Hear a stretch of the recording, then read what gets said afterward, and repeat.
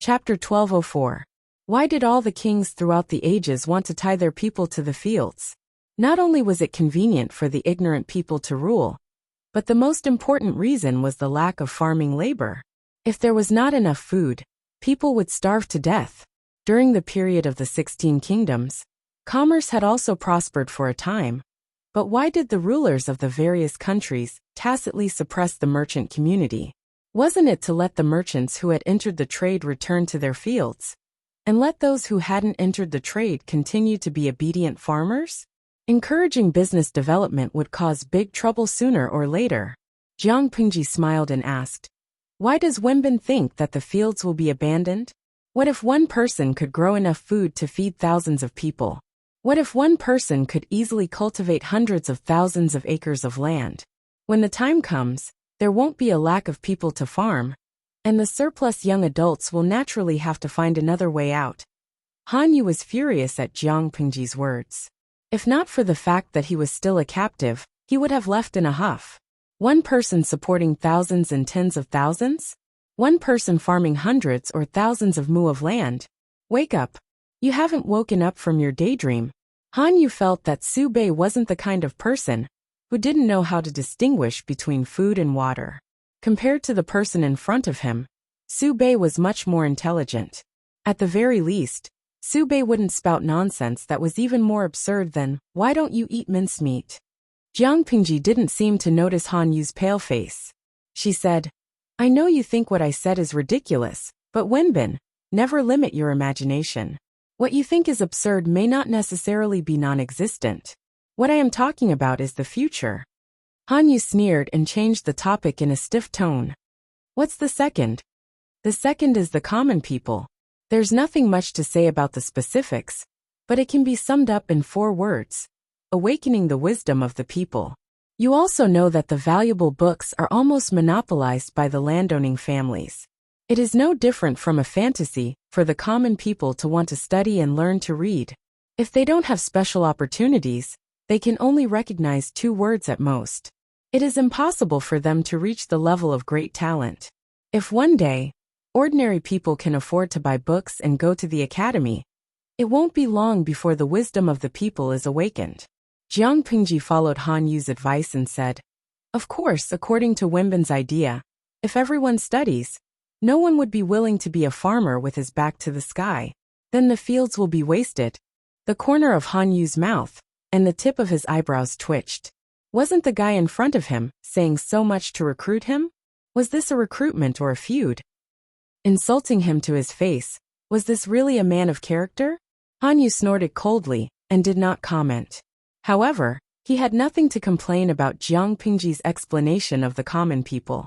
Whether it was the establishment of the Golden Scale Pavilion, or the Golden Scale Academy, or even the exploration of a new educational model, these were all the sincerity that she had displayed.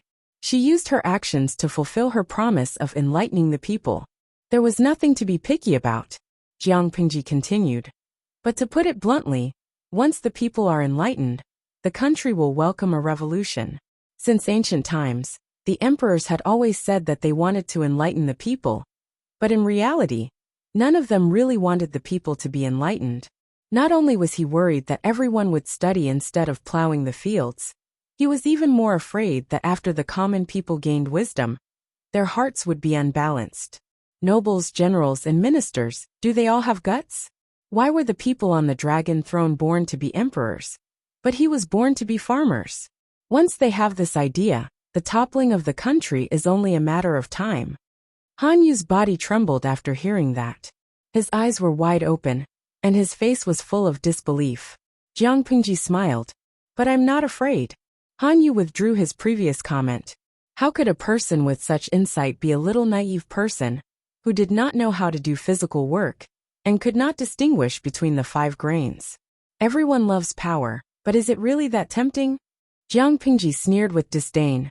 Unifying the world and ascending the throne are my tasks to achieve my goals, but it is not my ultimate goal. Enlightening the people is just a part of the plan. I'm not afraid that the people will overthrow the dynasty, because the outdated products that are not suitable for the times should be eliminated. Jiang Pingji's words were a little hard for Han Yu to understand. He was a little confused, but if he understood it literally, he could barely understand 30% of it. Jiang Pingji said, "The above 2 points can't be separated from the third point, technology." Technology? What is it? Han Yu was confused. There was no such word in this era. He had never heard of it. Jiang Pingji simply used a word that Han Yu could understand to describe it. It is similar to the study of things to gain knowledge, but they are different. Han Yu frowned and listened carefully. At that moment, he forgot to find fault with her. The method of technology is the star-encompassing nature. Irrigation and water conservancy can be called technology, and so can natural craftsmanship. It is the combination of skills and theories. Jiang Pingji continued, "I just said that one person can support thousands of people and cultivate hundreds of thousands of acres of land. I didn't make it up. If technology is sufficient, it will be realized. When the land, the people and technology reach the level I mentioned, the revolution will come. That is the time when the law will come. The power of the king is lower than the law, and the king is more afraid of the law. The gentry and nobles are no longer unreachable, and the people can punish their mistakes with the law. That is in the future, not now." Han Yu's face turned pale as he listened to Jiang Pingji's last words. Jiang Pingji said, "I know what Wenbin is pursuing. I can understand it. But Wenbin, you have to ask yourself, is this a good time to put the law in your heart into practice? Even if I support you with all my strength, the gentry and nobles will not spare you. If you fail, your law will naturally become a piece of paper. It is like a mirage. You can see the shadow with your eyes, but you can't touch the real thing with your hands." It was not hard to imagine how Han Yu felt when his law was denied by Jiang Pingji. He said angrily, "How eloquent you are, Master Lanting. Are you trying to flatter me?" Han Yu's law was different from the law of the legalists. The law he wanted was true justice, and no special privileges were allowed. Jiang Pingji reached out her hand to him. Han Yu was stunned. "You can't realize it now, but you can lay the foundation for those who can. That is the inheritance." Jiang Pingji said, "I will never be able to achieve what I want in this life, because it will take too long to realize it. However, I can pass on this ambition to my successor. Isn't it because the withered leaves of the old trees nourish the soil? Wenbin, your ambition is unbearable in this era. If you are not careful, no, I should say that there is no suspense. If you try to realize it, you will die without a whole corpse." Han Yu said, "If I can be martyred, my life will not be in vain. Isn't the original intention of pursuing law to bring peace to the world with law? The time is not ripe yet. What you do will only cause turmoil. Isn't that putting the cart before the horse?" Jiang Pingji said, "The path of law is broad and profound. You may not be able to see all of it, even if you spend your whole life. Isn't it better to be down to earth and take one step at a time? Ideals and reality are always different." Han Yu was silent. He thought that Jiang Pingji was naive, but now he realized that he was the naive one. "I have one more question. Can you answer it, Master Lanting?" Jiang Pingji said, "Go ahead." Han Yu said, "I rarely discuss with others. Few people know about it. How do you know about it?" Jiang Pingji was speechless. I can't hide it anymore." Chapter 1205. Before Jiang Pingji betrayed Wei Xiai, Han Yu smiled knowingly. He said in a declarative tone, "It should be Zixiao, right? I can't think of a second candidate other than him." Jiang Pingji said embarrassedly, "Zixiao did remind me that if I want to recruit you, it's better to deal with the problem." Han Yu was speechless.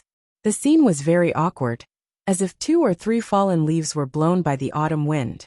Zhengqi Bai, streamer destined to be alone. Xianyuan Mingjing, streamer single dog. The idol audience's daily routine was to criticize Jiang Pingji. If they did not criticize her for a day, they would feel uncomfortable. If criticizing others was also a kind of love, their love for Jiang Pingji was absolutely true. Beating was a sign of affection, scolding was a sign of love. If they loved her, they would criticize her. Thus Jiang Pingji saw the screen full of mockery. "Can't be cooked, Ci Marin. You betrayed me and still want to cook me. Heartless woman, you can spend the rest of your life with your right hand." The Fairy Queen's crimson. "I'm smiling on the outside, but I'm cursing in my heart. Yi Wu Yanling. This story tells us that there is a reason why the streamer hasn't been able to make C.I. Marin surrender willingly. Yaoing Yun. I really want to call C.I. Marin and let him see someone's true colors. Han Yu naturally did not have as rich a psychological reaction as the idol audience, but he was also very upset. Master Lanting, you're quite frank. How could she tell such a big truth to the person involved? Even if it was a lie, she had to hide it. She confessed everything without hesitation. How could Han Yu continue? Wasn't she afraid that he would be dissatisfied and suspect that what she said was all false? Honesty, that's my strength, Jiang Pingji said. I can hide it for a while, but I can't hide it forever. Zixiao did help me, so there's nothing to hide. What I said just now was also from the bottom of my heart. I can judge whether it's true or false. Why should I dig a hole for myself and bury the hidden danger of distrust? We've already told each other everything. Some things shouldn't be hidden. Trust is very important. Jiang Pengji was the most shameless one. She was not stingy with putting gold on her face. She blew her own trumpet without even writing a draft. The grudge in Han Yu's heart vanished.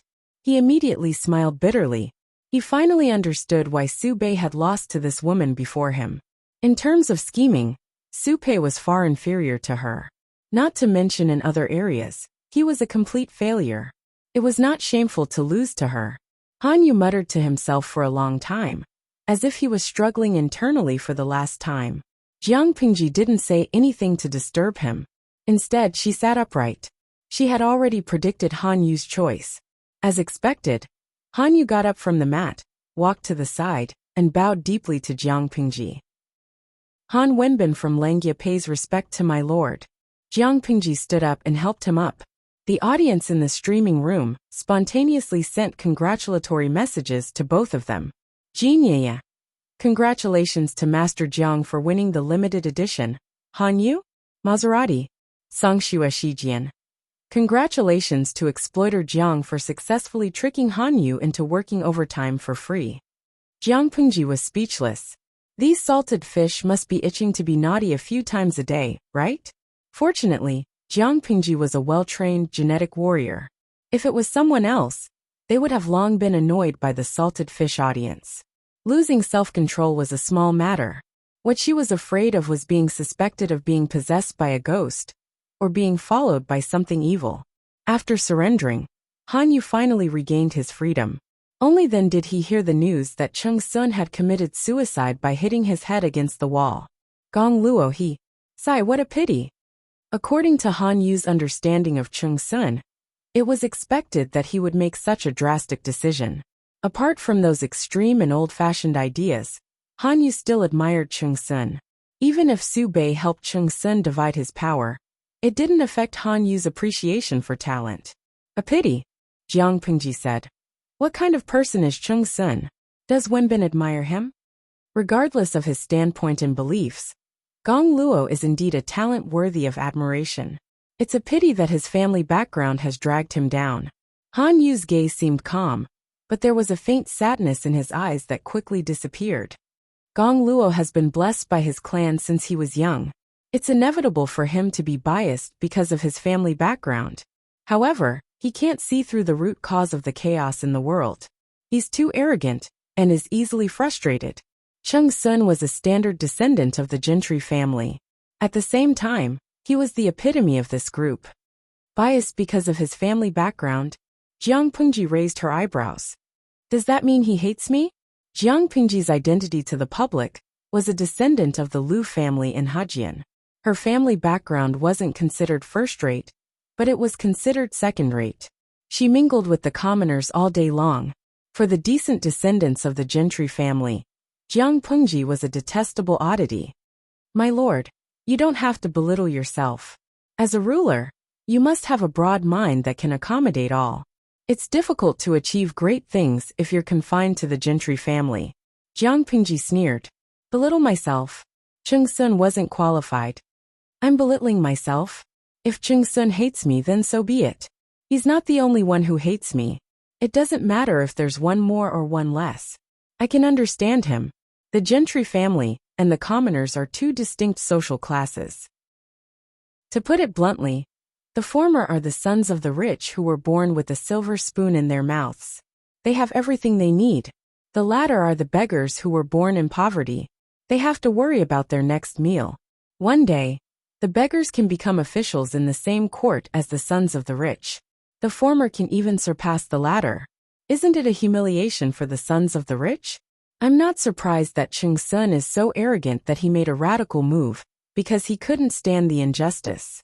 Han Yu was also born in the gentry family. He dared to break away from the bias because his law was fairness and equality. So, why did the person in front of him give up the advantages of being a gentry family and become entangled with the commoners? Han Yu's eyes were full of doubt, but he still asked. It's because of the saying, kings, marquises, and generals all have guts, Jiang Pingji said. I only have one question for you. Are there more gentry families or commoners? Han Yu was puzzled. Chapter 1206. Jiang Pingji was very straightforward. Or perhaps it could be said that she was too straightforward. She divided the whole world according to interests, but Han Yu couldn't refute her. Suddenly, a terrible idea came to Han Yu's mind. He made a very bold assumption. Is it really impossible for the gentry to completely dominate the poor? Jiang Pingji smiled. Of course there is. There is? Han Yu's heart skipped a beat. He didn't want to listen anymore. He was afraid that Jiang Pingji's words would release the most terrible beast in his heart. Of course there is. It is to fool the people with religious beliefs. Once their minds are controlled, they will be a group of pigs with no sense of resistance, not people with rebellious bones. Jiang Pingji shrugged inelegantly and looked disdainful. Tens of millions of rebellious commoners are not easy to control, but tens of millions of brainless pigs are easy to raise. However, if you really do that, you will be a sinner for all eternity. Han Yu shuddered and looked at Jiang Pingji in horror.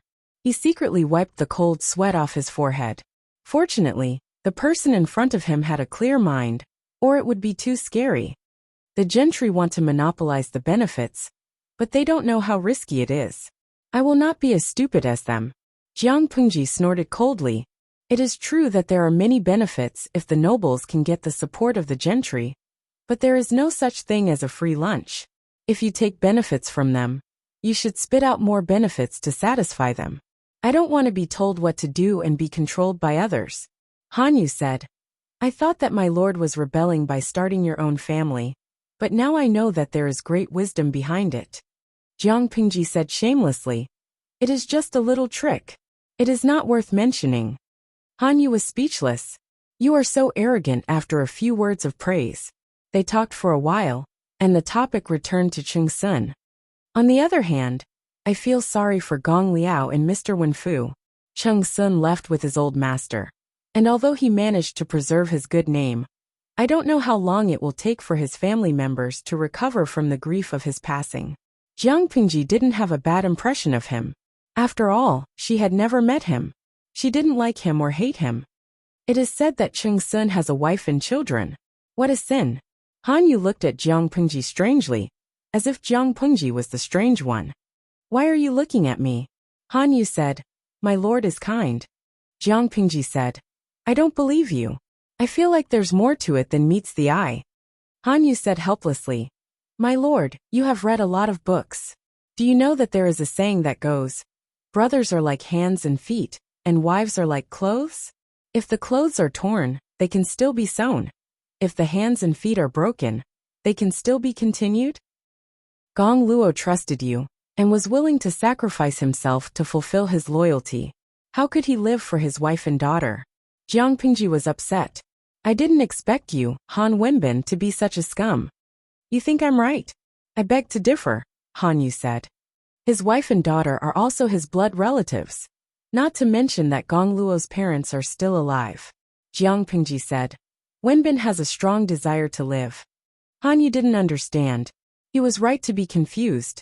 Jiang Pingji had a way with words. How could he, who was in ancient times, keep up with her?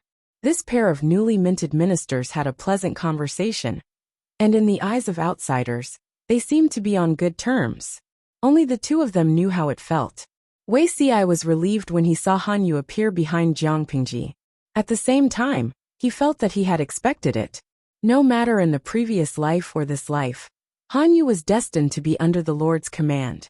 He sincerely hoped that the two of them could have a good ending in this life. Hanyu didn't have to end his life by swallowing gold and write a 10,000-word letter of apology before he died. Wei Xi didn't see the contents of the letter, but Hanyu also wrote a letter to his old friend before he committed suicide. Wei Xi understood most of the twists and turns in the letter. At that time, the emperor was seriously ill. However, the political situation was not stable. She had to deal with the government affairs, even though she was ill. She didn't dare to relax for even a moment. Although Hanyu's suicide was for the emperor's good, it was also a huge blow to the emperor. Hanyu's wife was born in a noble family. She was intimate with her mother's family behind Hanyu's back and conspired against the emperor. Hanyu stayed in the government office all year round to revise and compile laws. Sometimes, he would go on business trips to collect case files from various places. As a middle-aged man who didn't stay at home all year round, Hanyu didn't pay attention to what was going on in the backyard. After the rebellion failed, Fu Wang led the troops to raid the residences of the offending officials. Hanyu was also involved because of his wife. Hanyu didn't participate in it, but his wife used his name and some of her connections. She couldn't wash herself clean, even if she jumped into the river of motherhood. The emperor wanted to protect Hanyu, but Hanyu wrote a letter of apology at home. He admitted his crime and committed suicide by swallowing gold. Why did he do that? Because the emperor protected Hanyu. She couldn't deal with the other offending officials with confidence. She was really afraid of hurting the innocent. Hanyu admitted his crime and swallowed gold in order to let the emperor do whatever he wanted. If he was going to die, he would drag a lot of people with him. Alas, Wei Xi sighed. Hanyu's voice drifted into his ears. Zixiao, I haven't seen you for years. You've grown up. Wei Xi said readily. Not as good as Wenbin. Hanyu snorted. His sarcasm was regarded as a compliment by Wei Xi. Aren't you afraid that I will really get angry? Hanyu said. I rarely discuss with others. You are one of them. It wasn't the first time that Wei Xi betrayed his good friend, but it was the first time that someone came to his door. He was a little embarrassed. My lord is very good. Wenbin will approve of her no matter what I say. Wei Xi was gentle, and he quickly smoothed things over. In his previous life, the emperor took down Hanyu without Wei Xi's help. He even made Hanyu loyal to the emperor. Otherwise, why would Hanyu commit suicide by swallowing gold? Because a gentleman would die for his bosom friend. Hanyu was speechless. He had finally seen the power of a brainless fan. But, Hanyu nodded. She is indeed very good. Wei Xi agreed. The two talked in a low voice. As they chatted, Wei Xi changed the topic to his family. Wei Xi mocked himself for being alone at the age of 30. At the same time, he complimented Hanyu for having a beautiful wife and a son and a daughter.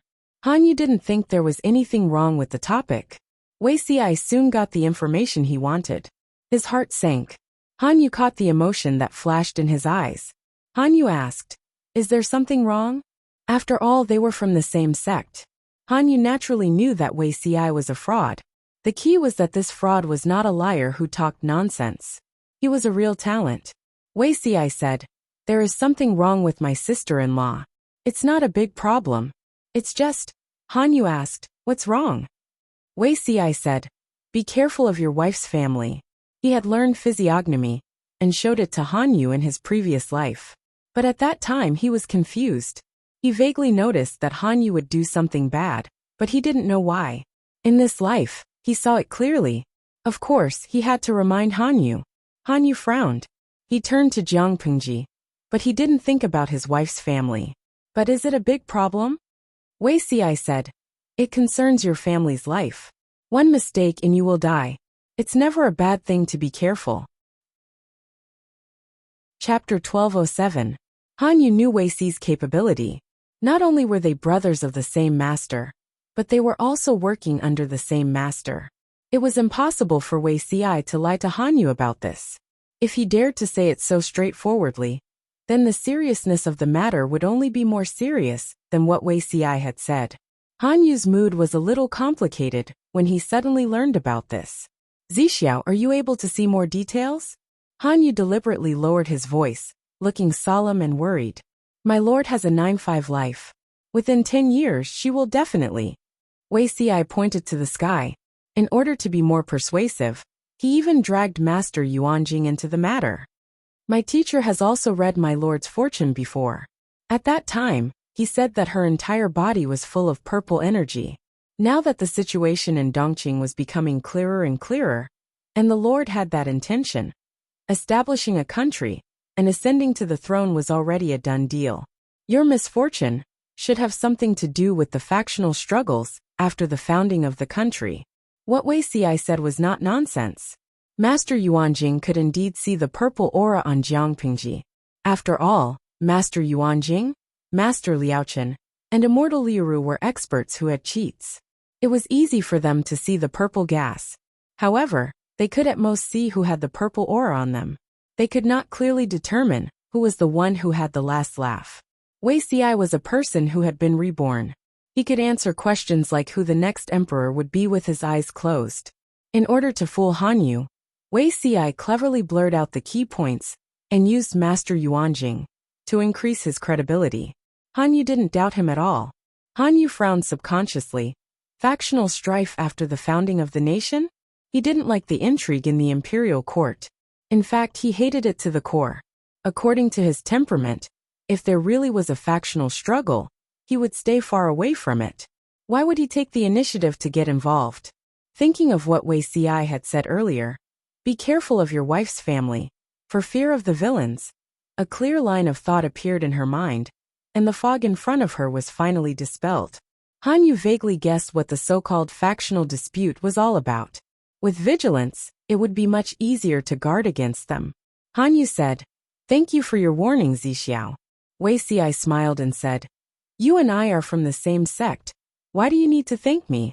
Not knowing what Wei Xi said wrong, Han Yu frowned. "I don't know much about my lord. There's something I'm not sure if I should pay attention to." Han Yu said awkwardly, "Do we have to avoid arousing suspicion in private?" Wei Xi was stunned. Avoid arousing suspicion? What was there to avoid? Since they were on the same side, why would they need to avoid suspicion? Han Yu said, "You and I are both master's students. Yang Xi is master's adopted son. Do you think, if it weren't for Wei Xi's reminder, Han Yu wouldn't have thought about it?" From a standpoint, Han Yu, Wei Xi, and Yang Xi were naturally allies. Wei Xi was a little slow in reacting. He laughed involuntarily and said, "Wenbin is not a person who does not distinguish between public and private affairs. My lord is also not someone who likes to be overly suspicious. You and I have a pure friendship between gentlemen. My lord will not suspect or be on guard because of this. Don't worry about that." Han Yu said, "I'm not worried that my lord will suspect me. I'm just worried that others will overthink it." Even though he did not have much contact with Jiang Pingji, based on their previous conversation, he was sure that Jiang Pingji was not a suspicious person. Instead, she was rather open-minded. Han Yu was worried that the other people in Jiang Pingji's camp would feel uncomfortable. It would be bad if they had a grudge against each other. Han Yu had seen a lot of similar conflicts under Su Pei's command.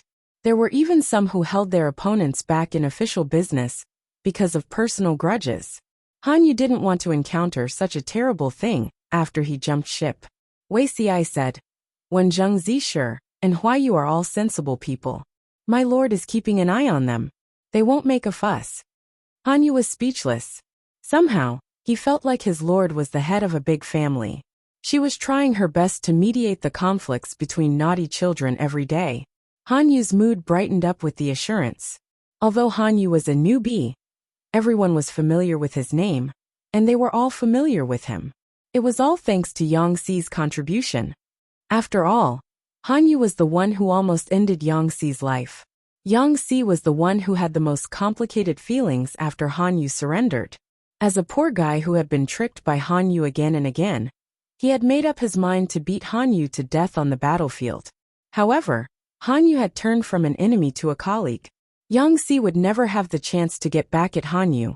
Even though he was cursing Han Yu in his heart, he had to smile on his face. How infuriating! Han Yu noticed Yang Xi's eager gaze. He smiled and nodded as a response. Yangxi was speechless. He was even more infuriated. Jiang Pingji called for a post-war meeting to let Han Yu and the others know who she was. Han Yu had mixed feelings, because the summary of the post-war meeting was about the attack on the camp the night before the siege of Shanwu City. Even though the army had reacted in time, the enemy's appearance was too sudden. The central army of the camp was burned, and Jiang Pingji's side suffered heavy losses. In fact, she had fought in wars for so many years, and the enemy had attempted to attack her more than 20 times. This time, the loss was the worst. As the chief planner of the attack on the camp, Han Yu's mood was indescribable. War is merciless. Regardless of life or death, you all have to be responsible for the whole camp. I hope you all take this as a warning, and don't be careless. Not only did Jiang Pingji not say anything bad about Han Yu, but she also affirmed his plan and actions. After all, as an opponent, Han Yu should not be underestimated. If Su Bei hadn't lost the upper hand and allowed Han Yu to act freely, Jiang Pingji's losses would have been much greater. Everyone agreed. Yes, when Jiang Pingji mentioned the night attack, Han Yu seized the opportunity to ask a question. My lord, where is the corpse of Xie Zhe, the general who led the army that day? Han Yu asked himself if he had let down his old master Su Bei, but he owed Xie Zhe a little. If it was possible, he hoped to keep his corpse intact. Heads were battle achievements, and as a general of the enemy, Xie Zhe's head was quite valuable. Maybe someone would cut it off and exchange it for battle achievements. I'm not sure yet. Jiang Pingji tilted her head and looked at Jiang Nongqin. Does Officer Jiang know about it? Jiang Nongqin replied, My lord, Xie Zhe was seriously injured and captured. He was sent to the casualty camp for treatment, and he hasn't woken up yet. Still alive? This unexpected surprise made Han Yu's eyes brighten, but he immediately thought of Xie Zhe and his situation, and his expression darkened. Jiang Pingji said, Is Wenbin confident that he can convince Xie Zhe? He has some connections with Han Mei, and it would be great if he could be recruited. Connections? Han Yu looked confused. I'm confident that I can convince him, but I've never heard that he has any connections with Officer Li Yun. From Xie Zhe's reaction, he didn't know Li Yun at all. Jiang Pingji looked bored and pouted. Han Mei's father is a direct descendant of the previous generation of the Xie family. They can be considered cousins. It was Han Yu's turn to be confused. Because of good luck, when Han Yu went to visit the wounded soldier, Xie Zhe in private, he had just opened his eyes. Chapter 1208. Han Yu looked gloomy as he briefly explained the current situation. My lord. Xie Zhe's eyes were red and filled with tears. He choked with sobs and couldn't finish his sentence. If he wasn't tied up with bandages and had no strength, he might have jumped up and cried. It's all fate. Han Yu smiled bitterly. We can only do our best and leave the rest to fate. Xie Zhe was indeed Li Yun's cousin. Both of them had the temperament of angels. The first thing he cared about was Han Yu's situation. Master, what are you doing now? Han Yu could enter and leave the camp freely. His lord was being led by a dog, so Han Yu's current position was very obvious. I have accepted Lord Lanting's invitation and volunteered to be his subordinate. Han Yu told the truth without hesitation. If Chung Sun heard this, he would probably pull out his sword and stab him. Even if he didn't have the strength to stab him, he would still curse him. Xie Zhe's reaction was different.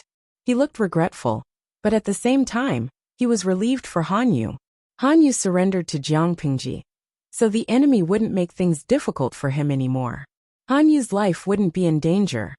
The winner is king, and the loser is the bandit.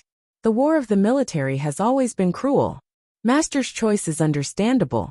Xie Zhe thought of Su Bei's family, and his lips curled into a warm smile. My lord is gone. His wife and daughter have no one to protect them. Now that you have surrendered to Lord Lanting, I think Lord Lanting can't blame my lord's family. Not only can he not blame her, but he also has to take good care of her. My lord's children are still young and shouldn't be a hindrance to her. Master, please spend some effort in teaching them. When they grow up, they will be able to support the family again and bring glory to the family. If that's the case, my lord will be very pleased to see them in the afterlife. Xieze wasn't being morally blackmailed. He was doing it for Han Yu's own good. Han Yu was Su Bei's old subordinate. This label would follow him for the rest of his life. Whether he was willing to surrender to Jiang Pingji or not, he had to take care of Su Bei's family, to prevent others from criticizing him for being heartless. Of course, Xieze's worry was unnecessary. After all, Han Yu had already promised Su Bei. Even so, Xieze's kindness warmed Han Yu's heart. I know. Han Yu changed the topic and asked Xieze directly. Captain Xie is so considerate of me. Have you thought about yourself? Xieze was seriously injured and captured. At this moment, he was still wrapped up like a mummy and unable to move. He had just returned from the gates of hell. He couldn't possibly be thinking of crawling back, right? Xieze should also think for himself. Han Yu's question stunned Xieze. He stared blankly at the top of the tent, and didn't speak for a long time. Mister, are you here to persuade me to submit? Han Yu nodded. Xie was a straightforward person. If Han Yu had schemed against him, Xie would have felt guilty about it. The Duke of Lanting is a broad-minded woman with a generous heart. Xieze didn't get too worked up. Instead, he smiled bitterly. That night, during the attack, Xieze had the intention of taking Jiang Pingji's life. Li Yun had accidentally exposed her identity, and Xieze had risked everything to kill him. In such a situation, not only did this person not kill him, or vent his anger by humiliating him, but he also hinted Han Yu to recruit him. Xieze said, Mister, do you also think that I should submit? I can't make the decision for you. Whether to submit or not depends on Captain Xie's decision. Han Yu added, It is said that Captain Xie is the cousin of Li Yun, a general under the command of the Duke of Lanting. You are also from the Xie family. Even if you don't want to submit, she won't make things difficult for you. Little did he know that Han Yu's words were like a landmine that blew up Xieze. His round eyes were wide open, and his eyes were filled with fear. What cousin? Xieze was so scared that he almost tore his wound. Don't scare me. Seeing Xieze's reaction, Han Yu was sure that he really didn't know, but Jiang Pingji couldn't lie. So, Han Yu said calmly, Just now, the Duke of Lanting said that Li Yun's father was a direct descendant of the Xie family. You are cousins. Xieze was so scared that his eyes were wide open. He was already like a mummy, but now he was even more stiff. How could it be? Xieze mumbled, a frightened expression on his face. Han Yu asked, What's impossible? Xieze recovered after a while and said with a bitter smile, You must have heard about it, right? Because of something that happened more than 20 years ago. The entire Xie family has been keeping a low profile. They rarely participate in the court affairs. Most of the children, who are officials in the court, are also doing nothing. Han Yu nodded. I've heard about it. Although he wasn't born in a big family, he had connections in the family. Before the fall of Dongqing, the House of Han and the Count of Jinbei were related by marriage. Of course, he had heard the gossip about the Xie family, but he didn't know the reason why the Xie family suddenly retired. Could it be that it had something to do with Li Yun's father? Xieze said, I can't tell you the details, but it has something to do with Xie Qian, the eldest son of the direct descendant of the previous generation.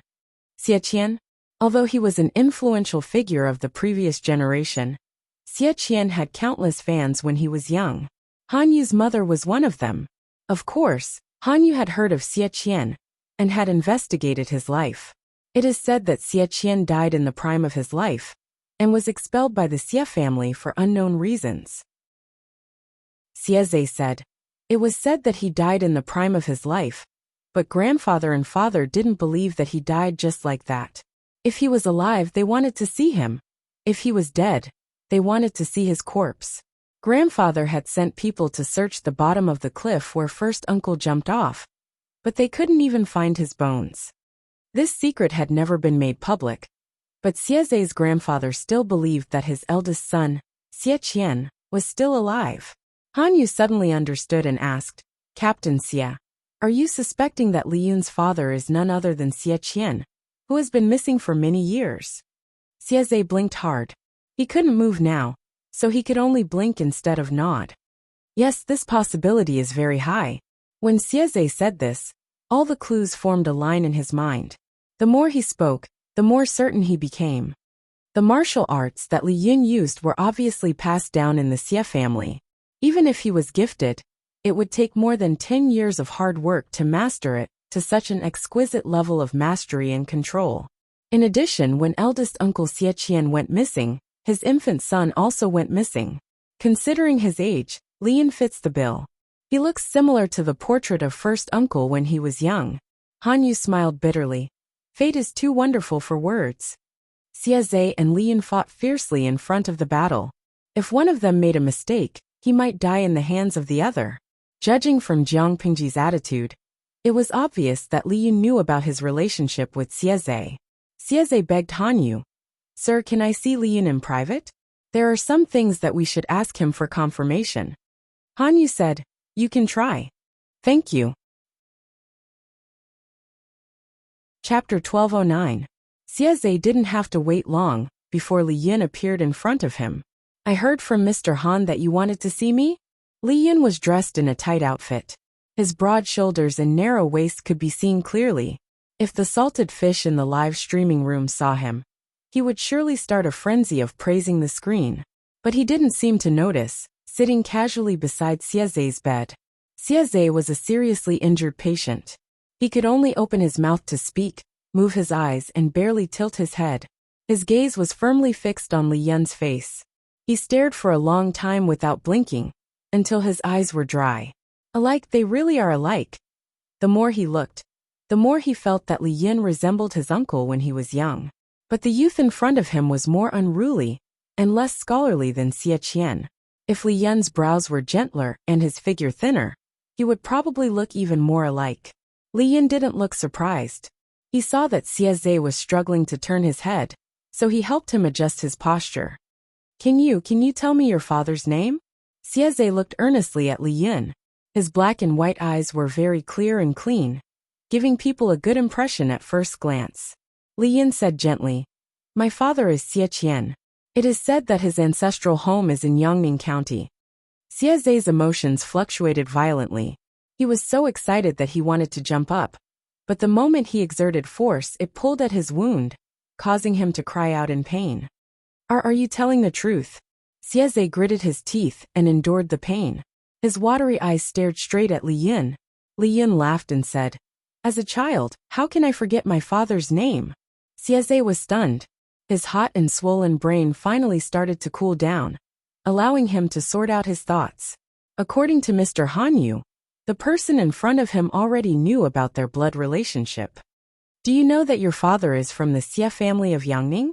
Xie Zhe asked tentatively. Li Yin said, "Of course I know. Since first uncle didn't die, why didn't he bring you back after so many years?" Xie Zhe suddenly thought of Li Yin's surname. His expression became strange. He asked hesitantly, "Could it be that first uncle has a grudge, resenting the family for not standing up for him?" It was Li Yin's turn to be unable to keep up. Xie Qian couldn't blame the family for this matter, right? Xie Qian had caused trouble, so the Xie family had no choice but to remove his name and use this method to protect him. Although the Xie family was one of the 4 noble families in Dongqing, they were not arrogant enough to overthrow the royal family. The aristocratic families were indeed very powerful. They toyed with authority and looked down on the imperial power, but they were not a monolithic bloc. There were conflicts of interest between the families, and they kept each other in check. If not for that, how could the royal family of Dongqing have a chance to breathe? They had been waiting in line for a long time. My father never complained. Li Yin comforted him. Back then, my father jumped off a cliff and was lucky to escape. Unfortunately, he lost his memory. In his muddle-headedness, he brought me into exile in Fengyi County of Wanzhou. Fortunately, a family took us in, and we settled down. Xie Zhe said, "Uncle lost his memory." Li Yin said, "He lost his memory for 2 years. The blood clot in his brain slowly subsided, and he regained his memory." Xie Qian, who had lost his memory, was muddle-headed and would occasionally go crazy. He wandered around with an infant, but Li Yin did not starve to death. He didn't know whether to be impressed by Xie Qian's strong nature as a father, or by Li Yin's tough life and good luck. Xie Zhe's eyes revealed some pity and sympathy. Although the Xie family's descendants were not as extravagant as the other aristocratic families, they did not have to worry about food and clothing. He couldn't imagine how much Xie Qian and his son had suffered all these years. Lian did not feel bitter. After all, his martial arts were taught by his father. Thinking about how other feudal families interacted with their children, Lian could be considered happy. Of course, what was even more fortunate was that his father regained his memory at a good time. Lian did not want to carry the nickname Li Gozhu for the rest of his life. "Where is eldest uncle now?" Xieze asked. Lian said, "Naturally in Wanzhou. Mother's death has been avenged, and the enemy's bones have been reduced to ashes. He has been in a good mood these 2 years, and he looks younger as he lives. If there's a chance, father will probably make a trip back to the Xie family." Although he was removed from the family, father still misses the Xie family. Xie Qian's daily routine was to eat, sleep, and play with his granddaughter. If not for Xie Qian's decades of morning exercise habits, he would probably have put on weight by now. Xieze asked, "Pardon me for asking, but why did eldest uncle give you the surname Li?" Although the family had removed him from the family, Xie Qian's son was innocent. How could he take another surname? Lian said, "During the 2 years when father lost his memory, I was adopted by that family and took the surname of that couple. Father felt guilty to the Xie family, so he didn't change my surname after regaining his memory. Now that we're used to it, I'm afraid it's inappropriate to change it again." Of course, this was the reason Xie Qian gave Li Yun. He did not tell him the real reason. As an influential figure of the previous generation, Xie Qian had long seen through Jiang Pingji's position. If Li Yun returned to the family and became involved with the powerful Xie family, it was hard to guarantee that the Xie family would not use Li Yun's connections to interfere with Jiang Pingji's power. Li Yun was caught in the middle.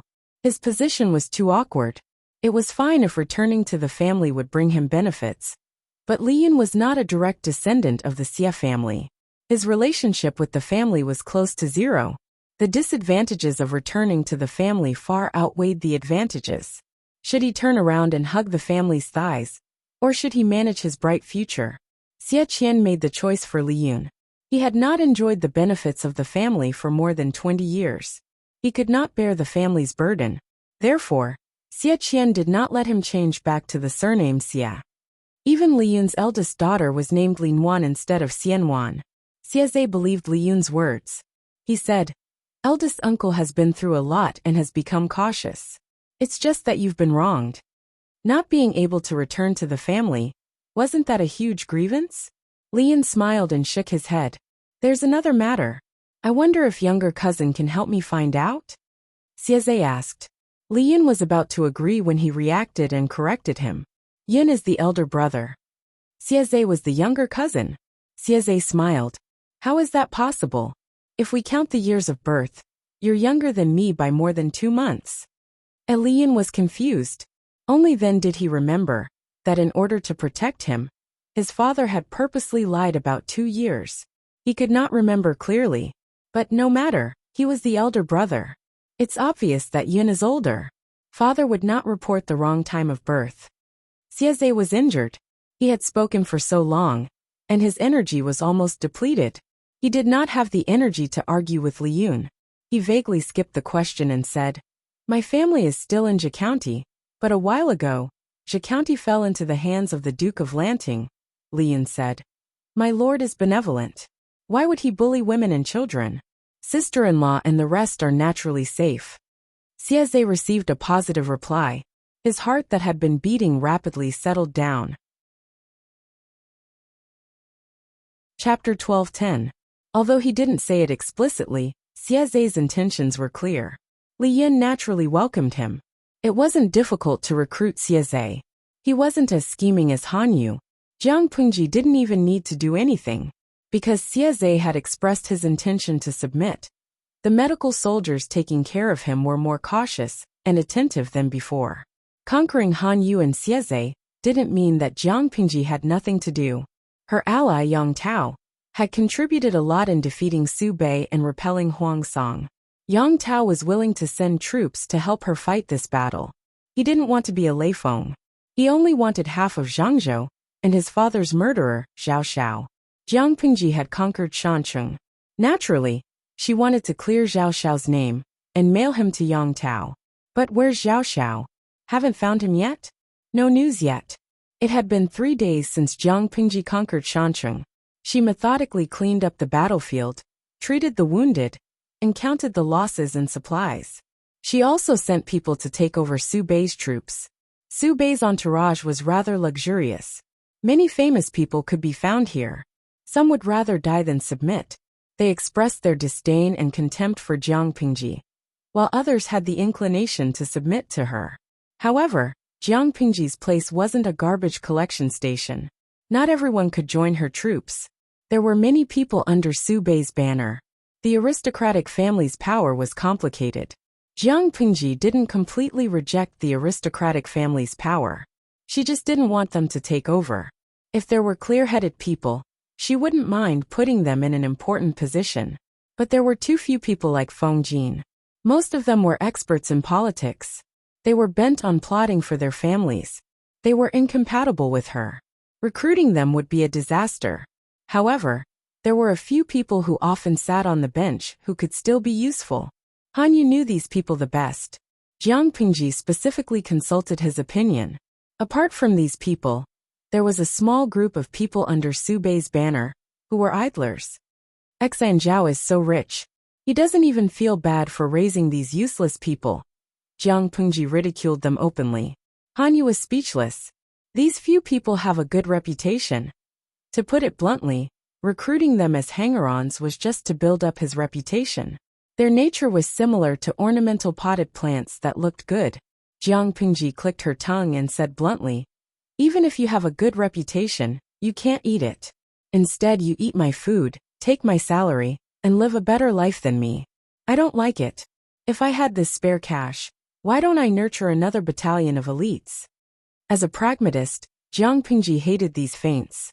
As a new counselor, Han Yu could not refute too much. All he could do was to adapt to his lord who did not play by the rules. Send them all back to where they came from. I don't want their lives. Han Yu was speechless. Could it be that the reason why Su Pei had knelt before this person? Before Han Yu could think further, the messenger's voice came from outside the tent. Jiang Pingji lifted her head to let someone in. The messenger said, "Reporting to my lord, Zhao Xiao has been found." Found it? After cleaning up the battlefield for 3 whole days, Jiang Pingji did not find Zhao Xiao's shadow, even after searching through the captives. Where did he hide? Where did you find him? The messenger lowered his head and reported. Jiang Pingji was speechless after listening. No wonder I couldn't find him. He is a coward. Zhao Xiao knew that once the Barbican was breached, his time would come because Yang Tao would never let him go. For the sake of his life, he purposely changed his identity with the servant and disguised himself as an ordinary refugee. He wanted to escape during the chaos. However, he was used to living a luxurious life. His skin was smooth and tender. He did not look like a refugee at all. As mentioned before, men in this era liked to put on makeup. Some celebrities dressed up more diligently than women in pursuit of fashion. As a celebrity, Zhao Xiao was no exception. He often took hanshi powder in pursuit of snow-white skin. His snow-white skin could make 99% of the women in the world feel ashamed.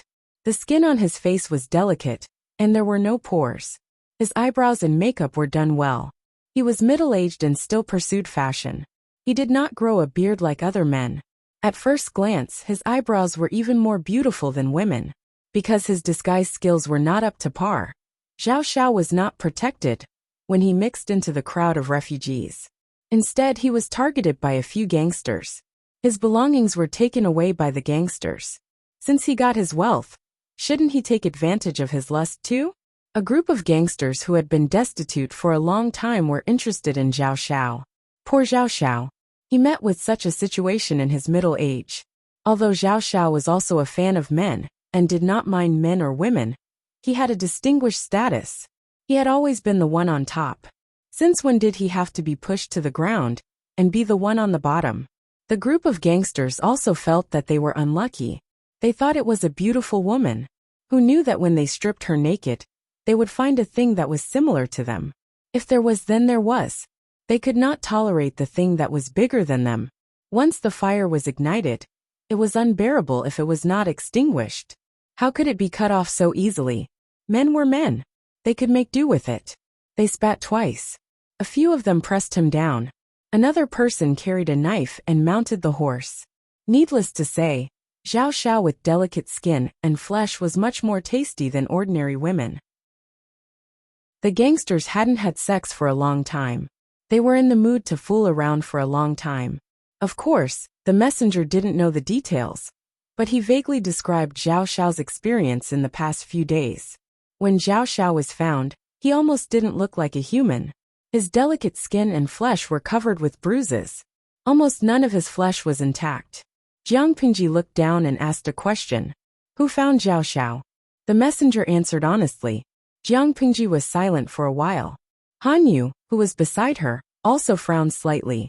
According to the messenger, the process of finding Zhao Xiao was a coincidence. When the scout was patrolling, he saw a few gangsters with messy clothes and strange movements. They looked terrified. Jiang Pingji repeatedly ordered the soldiers not to disturb the people. They were not allowed to bully innocent people. Those who disobeyed the order would be executed. If the people were in trouble, they could even ask them for help. The scout became suspicious. He immediately caught the sneaky gangsters and followed them to find Zhao Xiao. That was not a big deal. The key was that Jiang Pingji found something wrong with the place where Zhao Xiao was found. Zhao Xiao didn't leave the barbican at all, but no one could find him. If it was really the gangsters who hit him and humiliated him, how could they not panic when faced with such a big search? Jiang Pingji frowned and thought for a while. She found an excuse and asked Han Yu to leave. Someone you go in. Forget it. I'll go by myself. Jiang Pingji went to find Yang Si under the cover of the night. Zhao Xiao could hide for 3 days. She didn't believe that there was nothing fishy. After some speculation, she set the target of suspicion on Yang Si. When Jiang Pingji came to Yang Si's tent, she heard him laughing at someone with his head down on the table. Captain Jiang, you have no idea. That scene. I laughed so hard that I cried. Jiang Pingji was speechless. Chapter 12:11. The 14th of February? Jiang Pingji looked at the bullet screen that kept popping up in the streaming room and frowned. Lao Siji Lianmeng. Forgive me for being blunt, but everyone here is single. Guikai Guo Fengxiu. Forgive me for being blunt, but what the person above said is King correct. Tuda Feichio. I don't agree with this. I'm only here to watch the single streamer. The audience looked at her, and she looked at the bullet screen. Jiang Pingji snorted coldly and sent a bullet screen with a sneer. Host V. The so-called Valentine's Day is just a promotional method used by businesses to fool their customers. Jiang Pingji's bullet screen was quickly seen by hundreds of thousands of salted fish, and they all exploded. Shisandra Baojiu. The streamer is really a textbook straight man. Straight woman. Xuanxiang Taisho. God is really blind. How can a straight woman like the streamer have beauty CI? Bai Qingxiang. That's unscientific. Jiang Tuan is not a fish. Unscientific +1. Wei Si's looks were at the top of the streaming room, and no one could challenge his authority. Such an IKEA, gentle, elegant, and restrained perfect boyfriend was picked up by the blind Jiang Pingji. Where was the justice? The salted fish studied hard to pick up girls, and they were still single. How could Jiang Pingji be single? They wanted to celebrate Valentine's Day too. That was probably the real reason why the salted fish kept dissing Jiang Pingji. Even Jiang Pingji could be single. Why were they still single? Fairy Queen's Crimson. Streamer, don't you plan to celebrate Valentine's Day with Beauty CI? Jiang Pingji rolled her eyes. Silence was better than words, and she perfectly expressed her thoughts. The group of salted fish became even angrier. Every time they saw the streamer, not knowing how lucky she was, they wanted to replace her and celebrate every day as Valentine's Day. Host V. A group of immature brats. If you have the time to talk about love and give money to businessmen, why don't you just get straight to the point? The salted fish all despised Jiang Pingji and sent her a sticker with its tongue sticking out. Luoyu Tahua Xing. You make it sound like the streamer is very decisive. Did someone forget how many years a certain frog has been cooked? Jiang Pingji streamed every day, so the audience knew her dark history best. A certain frog with copper skin and iron bones had been cooked for many years without eating it. What right did Jiang Pingji have to mock them, a group of single dogs? They were only of the same weight, so no one should laugh at the other. No matter how strong Jiang Pingji's combat power was, she alone could not withstand the barrage of hundreds of thousands of salted fish. She could only selectively ignore them. After a while, a bullet screen entered her line of sight. Bewitching rain. Host, you should be more careful. There's still a 7-year itch between husband and wife. Speaking of which, C.I. Marin hasn't appeared for a long time. What kind of insane task did you give him? She was indeed an iron-willed woman who only had work in her eyes. If it were Baby, he would have used his position to tie Beauty C.I. to his side every day. Even if he didn't do anything, he would still be very pleasing to the eye. His words woke the people up from their dreams, and many of the audience members also reacted. What has Wei C.I. been busy with recently? I haven't seen him for a long time. Jiang Pingji did not like to control another person's entire life. She had a relationship with Wei C.I., but it did not mean that she had to occupy all of his private time. Even though they loved each other deeply, they still needed a certain amount of privacy. However, with the audience's reminder, she had indeed not seen Wei C.I. for a while. Well, she kind of missed him. It just so happened that today was another day full of the sour smell of love. Jiang Pingji could not help but be tempted. However, she did not directly go to Wei Ci's residence. Instead, she beat around the bush and asked others. It would have been better if she did not ask, but once she did, things became serious. Zixiao seemed to have saved a musician a while ago, and even took her into his residence. It is said that this woman's appearance is even more magnificent than Zixiao's. Jiang Pingji asked a few people in a row. Yang Saifengzhen and the others all said the same thing. They even said that Wei C.I. had not left the residence for several days. Yaoling. Ba, you who said the 7-year itch, come out. Jinx, did you really King hit the nail on the head? Little Lucky, don't be anxious. What's wrong with taking in a beautiful musician? It doesn't mean that the host can let sheep roam above her head. A group of salted fish that seemed to be persuading, but were actually fanning the flames, kept setting the pace in the streaming room. Jiang Pingji looked calm. One could not see any anger on her face. Aren't you afraid that he has a mistress in his house? Qiguan Reng asked. Jiang Pingji smiled and said, which family would make such a ruckus that all of you know about it? Forget it, I'll personally go and see what he's up to. She went to Wei Ci's residence incognito. Before she entered the house, the sound of a zither drifted out from the courtyard wall. She entered the Wei residence directly from the back door, and walked straight to the waterside pavilion, where the sound of the zither was coming from. Before she got close to the waterside pavilion, her originally relaxed mood suddenly became tense. An inexplicable sense of crisis rushed from the soles of her feet to her brain. The salted fish audience had the advantage of having a camera. They saw the situation in the waterside pavilion one step ahead of Jiang Pingji. They saw Wei Ci sitting upright in the pavilion in plain clothes. An incense burner was burning on the table. Another cold-looking man in white was sitting beside the zither table. The man's eyes were covered with a plain white cloth that was 3 fingers wide. His exposed face was exquisite and perfect. His skin was whiter than snow, but it did not lose his heroic spirit. The man seemed to have discovered something. He turned his head to face the direction of the camera in the streaming room. His straight eyebrows were slightly furrowed. His action revealed half of his face. The audience seemed to have been poked in the G-spot. They were instantly excited. His appearance did not lose to Wei Ci's. The man's temperament was like ice and frost. He had both a sharp and oppressive sword will, and a romantic and elegant scholarly aura. He and Beauty Ci sat opposite each other, and played the zither. The latter was like a light breeze passing through the mountains. The former was like a sharp and unparalleled sword will. Before they could take a screenshot, the screen of the streaming room went black with a beep. The audience was dumbfounded. F***K. How heyo host, if you have the guts, don't turn off the streaming room. They really wronged Jiang Pingji. She did not have the streaming room at all.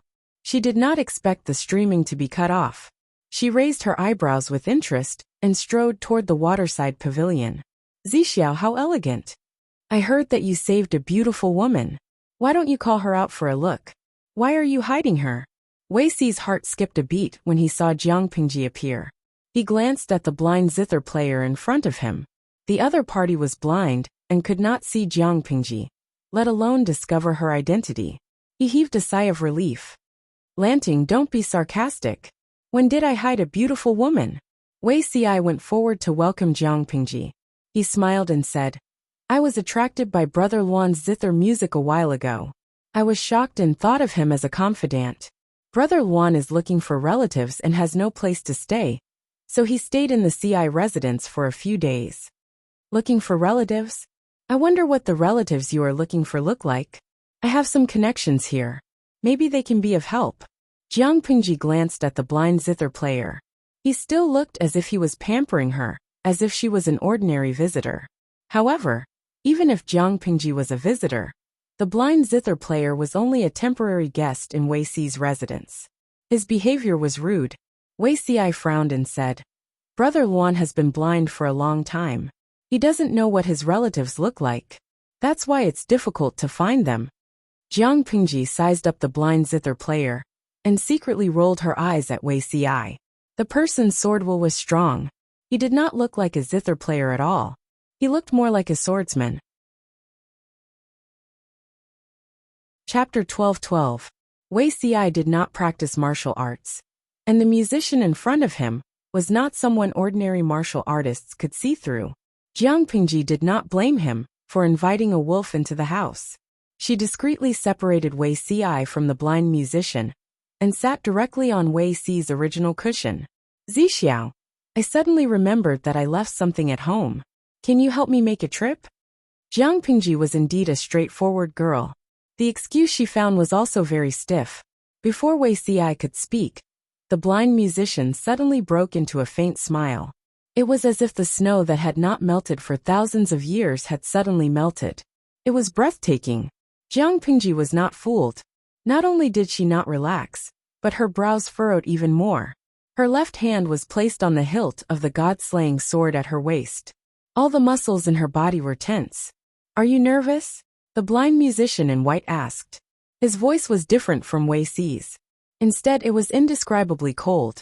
Just these 4 words made Jiang Pingji suddenly realize that she was so nervous that she was sweating. What was this person's background? As soon as the musician finished speaking, he raised his hand with distinct joints and caressed the surface of the zither. He did not touch a single string, but the pleasant sound of the zither rippled in the air. Jiang Pingji drew her sword and slashed at the man's vital parts. He did not dodge. His smile deepened. Ding! The god-slaying sword that had never failed seemed to see something transparent. The two collided and made a crisp sound. She was fine, but Wei Xi was affected by the sound of the zither. His eyelids felt heavy, as if they were filled with lead water. He leaned against the pillar of the pavilion and slid to the ground. Seeing this, Jiang Pingji's eyes were full of danger. There was a hint of bloodthirst in them. Do you want to die? Jiang Pingji said these 3 words, and the god-slaying sword fell again. It also met with an invisible layer of light, but that layer of light did not last long. It could not bear the weight, and made a cracking sound. The blade attacked the blind musician's neck. He did not move. His body was as agile and soft as water. He easily dodged the knife. I haven't seen you for so many years, but your temperament has not changed at all, the musician said. How can I be at ease when you advance so aggressively? When Jiang Pingji heard this, she frowned and stopped. Who are you? The strength displayed by the zither player did not seem to belong to the people of this world. Jiang Pingji could not figure out the other party's identity and intentions, let alone whether he was a friend or a foe. Wei Xi was just beside her, so she could not use her full strength. Instead, her hands and feet were tied. The zither master said, You don't remember? Jiang Pingji laughed angrily. Should I remember who you are? The zither master held the zither to his chest with one hand and stroked the air in front of his eyes with the other. The white cloth that was 3 fingers wide dissipated into specks of light with a white light. When the white cloth disappeared, Jiang Pingji realized that the man was not blind at all.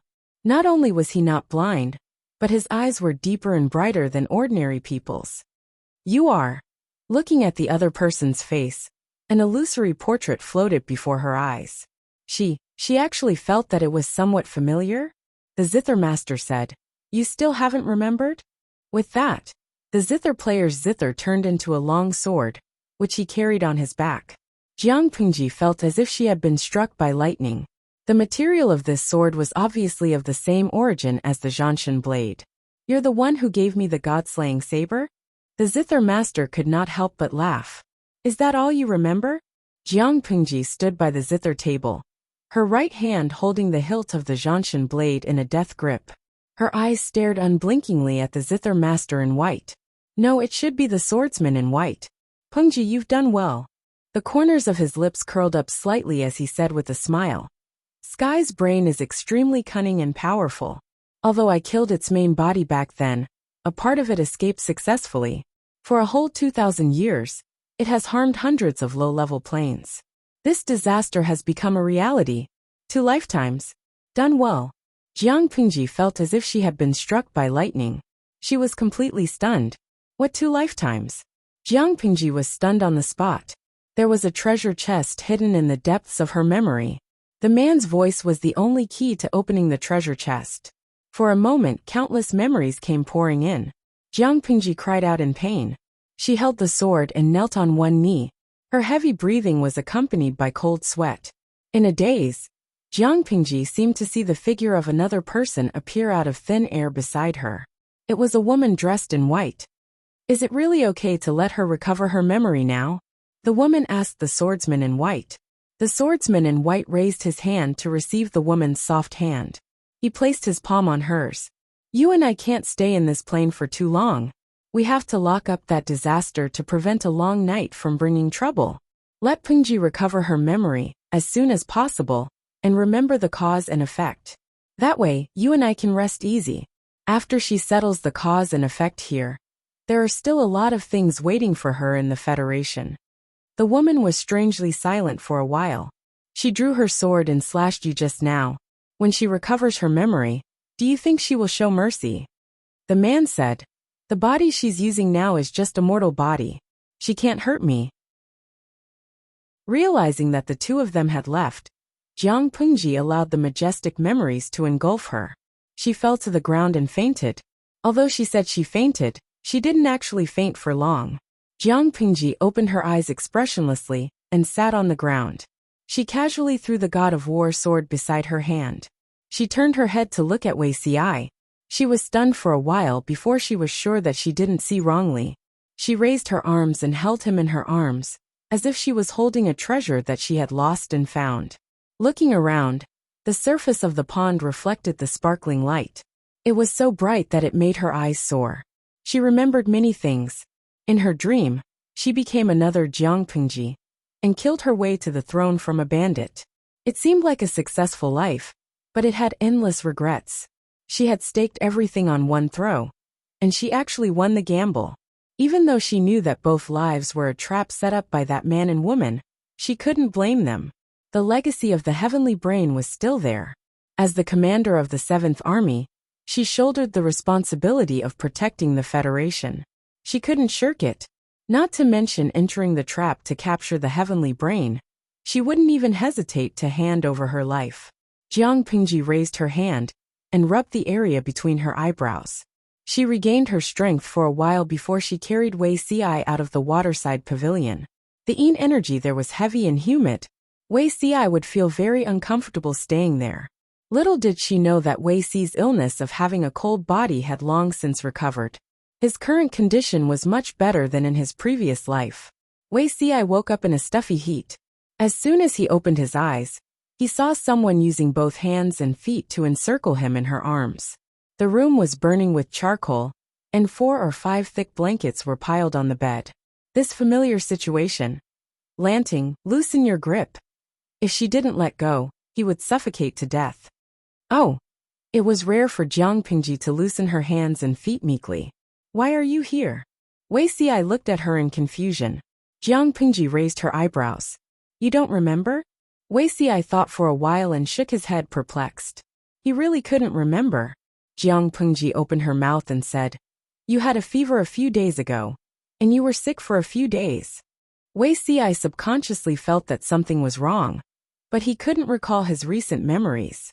It was as if they were covered with a layer of white gauze. And he couldn't see them clearly. Probably, he was really muddled from his illness. Your Majesty, aren't you going back to the palace to sleep? I'm sick now, and my illness will infect your Majesty. Jiang Pingji's limbs were spread out like a pancake, and she occupied more than half of the bed. I'm not leaving. Without you by my side, I can't sleep. Even in my dreams, I dream that you've been seduced by some annoying zither player. Wei Xi couldn't help but laugh. Fine, I won't leave. But I'm still sick. Bring me another blanket. Jiang Pingji pouted and turned over. She looked at Wei Xi without blinking. In her previous life, Wei Xi was distant, gentle, cautious, and restrained. He was always rational, but his emotions were always fiercely suppressed. Now it was different. There was no melancholy between his brows. Instead, there was a sense of calmness and warmth that made people feel comfortable. This was the real Wei Xi. Everything was as perfect as she had imagined it to be. Jiang Pingji took the opportunity to roll a little and reached out to Wei Xi. No, Peng Peng wants a hug from Zixiao.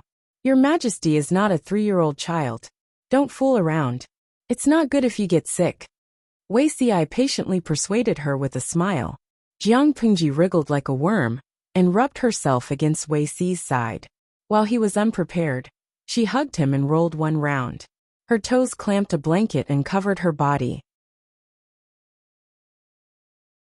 Chapter 12-13. Jiang Pingji heard Yang Xi's voice clearly through the military tent. He laughed so hard that he hiccuped. It's a pity that Officer Jiang isn't here. If you, Jiang Nongqin said coldly, disgusting. Yang Xi nodded in agreement. That scene is indeed disgusting. If Officer Jiang sees it, it will inevitably stain your eyes. After a while, Jiang Pingji heard Jiang Nongqin ask Yang Xi. Although Zhao Xiao offended you, you don't have to use such means to deal with him. Even if Jiang Nongqin had completely let it go and did not care about the experience of her youth, she could not bear to see someone use such despicable means to destroy a person. Although Zhao Xiao's life had been predetermined by Yang Tao, and his name was already hanging in front of the King of Hell, Yang Xi's move was too vicious. Yang Xi frowned and looked as if he had been wronged. He said bitterly, In Officer Zhang's eyes, I am such a sinister villain? Jiang Nongqin sneered and asked, Do you think you are very kind? The kind and lovely Yang Jingrong was probably the biggest joke of the year. Yang Xi coughed awkwardly and said, I disdain to use such means to deal with Zhao Xiao. If he had done it, then he had done it. If he had not done it, then he had not done it. Yang Xi denied that Zhao Xiao had anything to do with him, so Jiang Nongqin naturally believed him. Then why would he? Yang Xi said, When I found Zhao Xiao, he had already been taken by those gangsters. I was only helping him to hide his tracks and preserve his dignity as a gentry's pride. Think about it. If everyone barged in and found him lying on the ground, how ugly would the scene be? So what if he, Yang Xi, was petty and vengeful? How did Zhao Xiao scold him in front of him at the banquet at Longshui Hongmen in Shanghai County, that he was the son of a prostitute and a born bastard? Those words caused great harm to his soul, and he had not recovered until now. Yang Xi did not find someone with great fanfare to disrupt Zhao Xiao and a few gangsters. Instead, he helped him hide his tracks and let him enjoy a few more days. This was a model of repaying evil with good. In terms of eloquence, Jiang Nongqin could not beat Yang Xi.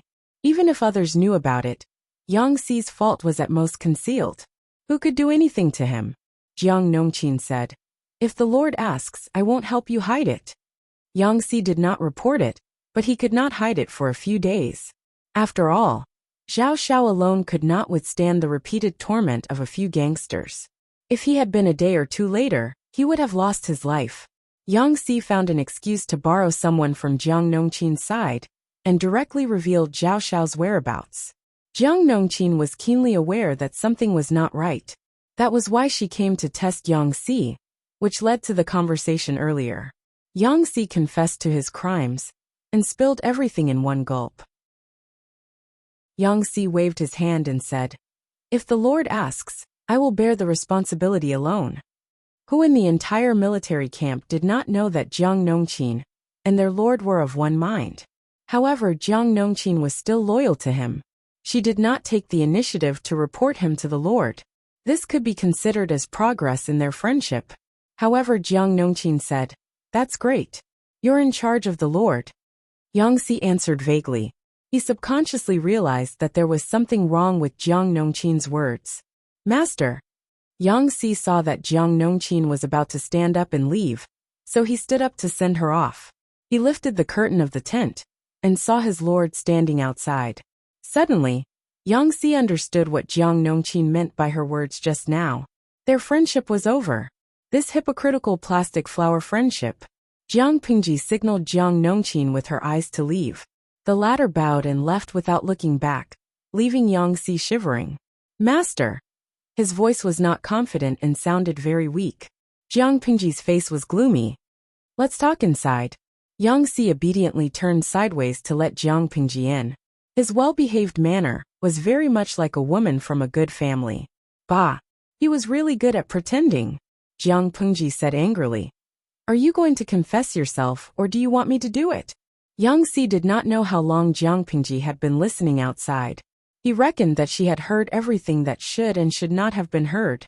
He closed his eyes and chose to confess. Jiang Pingji was angry and amused at the same time. "I don't care what personal grudges you have with Zhao Xiao, but you shouldn't hide it and not report it." Jiang Pingji attached great importance to the issue of principles, even if Yang Si did not have any malicious intentions towards her. Moreover, if you want to deal with Zhao Xiao, at least clean up the traces. Don't let people follow the clues and trace it back to you. On one hand, you bear a grudge against Zhao Xiao for insulting you. But on the other hand, you're tormenting your own reputation. Why bother? With Yang Si's ability, if he really wanted to do this flawlessly, Jiang Pingji might not be able to find him so quickly. However, this guy was still showing off after making a mistake. He wished that the whole world could know how petty and vengeful he was. No matter how one looked at him, he deserved a beating. Yang Si heard the protection and shielding in Jiang Pingji's words, and his mood immediately lightened up. "I was wrong, my lord. You're right." Jiang Pingji could not be angry anymore. Yang Si bore a grudge against Zhao Xiao because the latter had a cheap mouth and insulted him. There was a reason for it. "This is the only time. Don't do it again."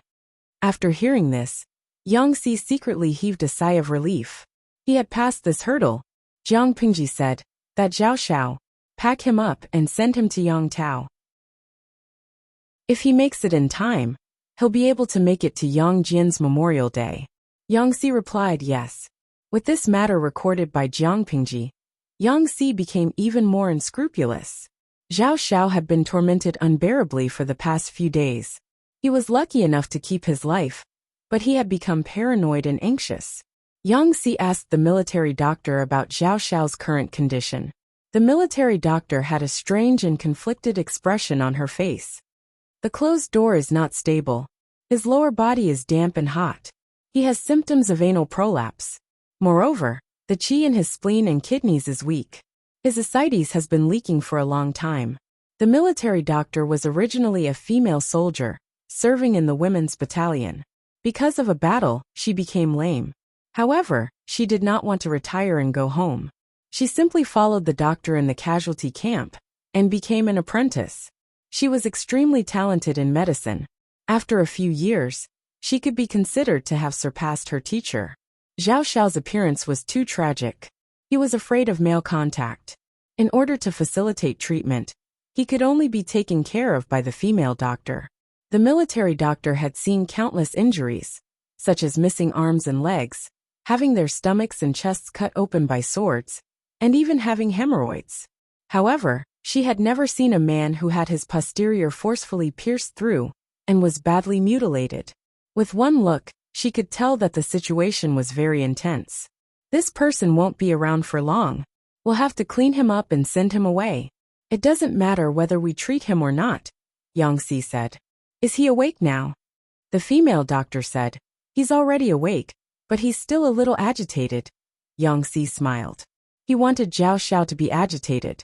If he could still remain calm and collected after experiencing such a great humiliation, Yang Si would be worried. Zhao Xiao was staring at the top of the tent with his eyes wide open. When he heard the sound of the tent flap being lifted, he thought that it was the shameless female doctors. He became even angrier. As a man, he had stripped naked in front of a woman and stuck out his chest, letting the other party see his embarrassing parts. Even he felt embarrassed and ashamed, but the woman's expression was calm. It could be imagined that the woman's behavior was unbearably dissolute. Yang Si said, Hey, General Zhao, how have you been?" Hearing the man's voice, Zhao Xiao's body subconsciously trembled. He turned his head and looked. A familiar face came into view. "It's you." Zhao Xiao clenched his fists in grief and indignation and scolded, "Get out." Not only did Yang Si not leave, but he also walked forward and sized Zhao Xiao up from head to toe. There was a hint of ridicule in his eyes. "That day, General Zhao insulted me for being the son of a prostitute. Now, I want to ask General, how does it feel to be a prostitute?" With just one sentence, Zhao Xiao was so angry that he fainted. Seeing this, Yang Si curled his lips in disinterest. Chapter 12:14. A scholar prefers death to humiliation. Zhao Xiao slowly regained his breath.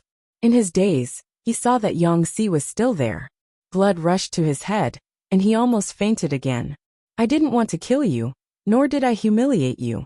Yang Si sneered, his eyes flashing with mockery. "Your life is quite valuable. You can't die now. It would have been fine if you'd died from anger, but you've recovered.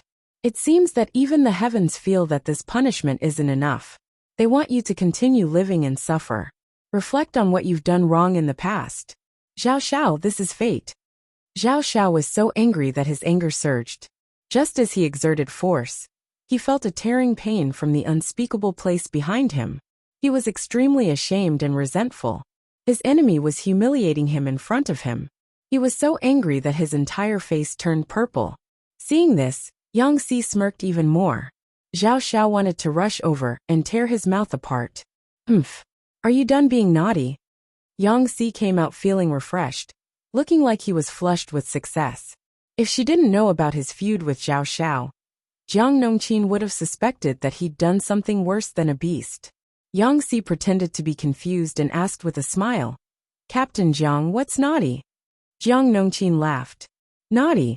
Hearing the word naughty come out of Jiang Nongqin's mouth, Yang Si, who had always been shameless, felt embarrassed. He was an old man in his 30s. Being called naughty by a girl in the tone of an old mother lecturing her son, no matter how thick-skinned he would still feel embarrassed. "I won't offend people who don't offend me," Yang Si said with a thick-skinned face. "I was just being naughty. Don't do it again." Jiang Nongqin pursed her lips and held back her laughter. "My lord is summoning you for something.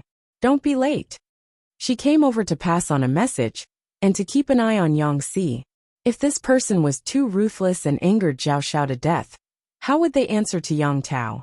Yang Si flicked the dust off his clothes and said seriously, "My lord must be summoning me for something urgent. I'll go over now."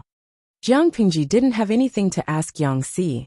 She just wanted him to be the messenger to send Zhao Xiao to Yang Tao, and to find out what Yang Tao wanted. Su Bei has been eliminated.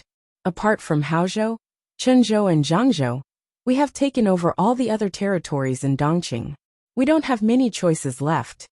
Jiang Pingji pointed at the geomantic map. The hidden meaning was obvious. After a short rest, Yang Tao and Huang Song had to deal with one of them. Yang Si was a smart man. He understood what Jiang Pingji meant without further explanation. He narrowed his eyes and pondered. He muttered slowly, "If the territory of Dongqing is compared to a person, Haozhou and Chenzhou are the organs, and Zhangzhou is the feet." It was possible to survive without legs, but the internal organs were very important. Once they were dug out, even if they had 3 heads and 6 arms, they wouldn't be able to live for long. Even if it's just a small fight, it can still make people's stomach ache. Although it's not fatal, it's still irritating. What does the Lord think? In Yang Xi's opinion, he was still inclined to use a knife on Huang Song. First, Yang Tao had just formed an alliance with them, helping them restrain Huang Song and Su Bei's alliance. Although the alliance this time was for both sides to benefit from each other's needs, if they were to backstab each other, as soon as they used up their manpower, it would be quite reproachful. Second, Huang Song's territory was in an awkward position. Chenzhou and Haozhou were to the south of Wanzhou, and Zhe County and Hu County were to the north. They were directly at the throat of Jiang Pingji's power. It was like a small circle within a large circle. Huang Song was afraid that Jiang Pingji would take the opportunity to annex him, and Jiang Pingji was also afraid that Huang Song would stir up trouble. If she didn't deal with Huang Song, and instead went to fight Yang Tao, she would have to be completely out of her mind. Therefore, Jiang Pingji had Yang Xi escort Zhao Xiao as a gesture of goodwill. Analyzing it from another perspective, this was also a strategy of befriending the distant and attacking the nearby. Yang Xi's words were exactly what Jiang Pingji was thinking. Jiang Pingji smiled and said, "That's exactly what I meant. Is Jing Rong confident that you can handle this matter?" Yang Xi stood up to accept the order. He bowed and said, "I won't let you down." Poor Zhao Xiao didn't know that after he was physically and mentally exhausted, he still had to meet the son of his old enemy. In this alliance, Yin Lin didn't approve of Yang Tao personally commanding the main army. However, his lord was stubborn, so Yin Lin could only take a step back. However, this was also the biggest concession he could make. As the lord, Jiang Pingji could still charge and break through enemy lines at the front lines, while Yang Tao could only squat in the rear and grow mushrooms. His bones were rusty. Although the march was boring, the thought of his father's murderer being right in front of him made Yang Tao feel refreshed. He was full of energy and vigor. He waited and waited. He waited for Su Pei to arrive. He waited anxiously, but Zhao Xiao still didn't show up. "My lord." "Great news." Yang Tao yawned as he picked up his brush and read the bamboo slips. He wasn't good at paperwork. Usually, he could beg Yin Lin to write for him. But now that he was leading the army, Yin Lin already had a heavy burden on his shoulders. Yang Tao didn't want to add to his burden. Xiaoyang was such a good person. He couldn't possibly tire him out. While he was still in a daze, Yin Lin entered the tent like a gust of wind. Although he left in a hurry, he didn't lose his elegance. He was still elegant and charming. Great news. Yang Tao suddenly came to his senses. The tip of his brush paused, and black dots of ink stained the bamboo slips. There was a genuine smile on Yin Lin's face. His joy was radiating from the inside out. Even his pure eyes were brimming with happiness. "Xiaoyang, where did the joy come from?" Yin Lin said. "Zhao Xiao has been found." "Zhao Xiao? Where is that thief now?" Yang Tao's eyes widened in anger. The murderous aura had dispelled his original pure temperament, giving him a dignified air of a brave general. Yin Lin said, "General Lanting's military advisor, Yang Xi, has personally escorted Zhao Xiao. He's waiting outside the tent." Yang Tao hurriedly said, "Quick, invite him in." He then walked to the knife rack in the tent and took down a large sword. This was his late father, Yang Jian's favorite sword.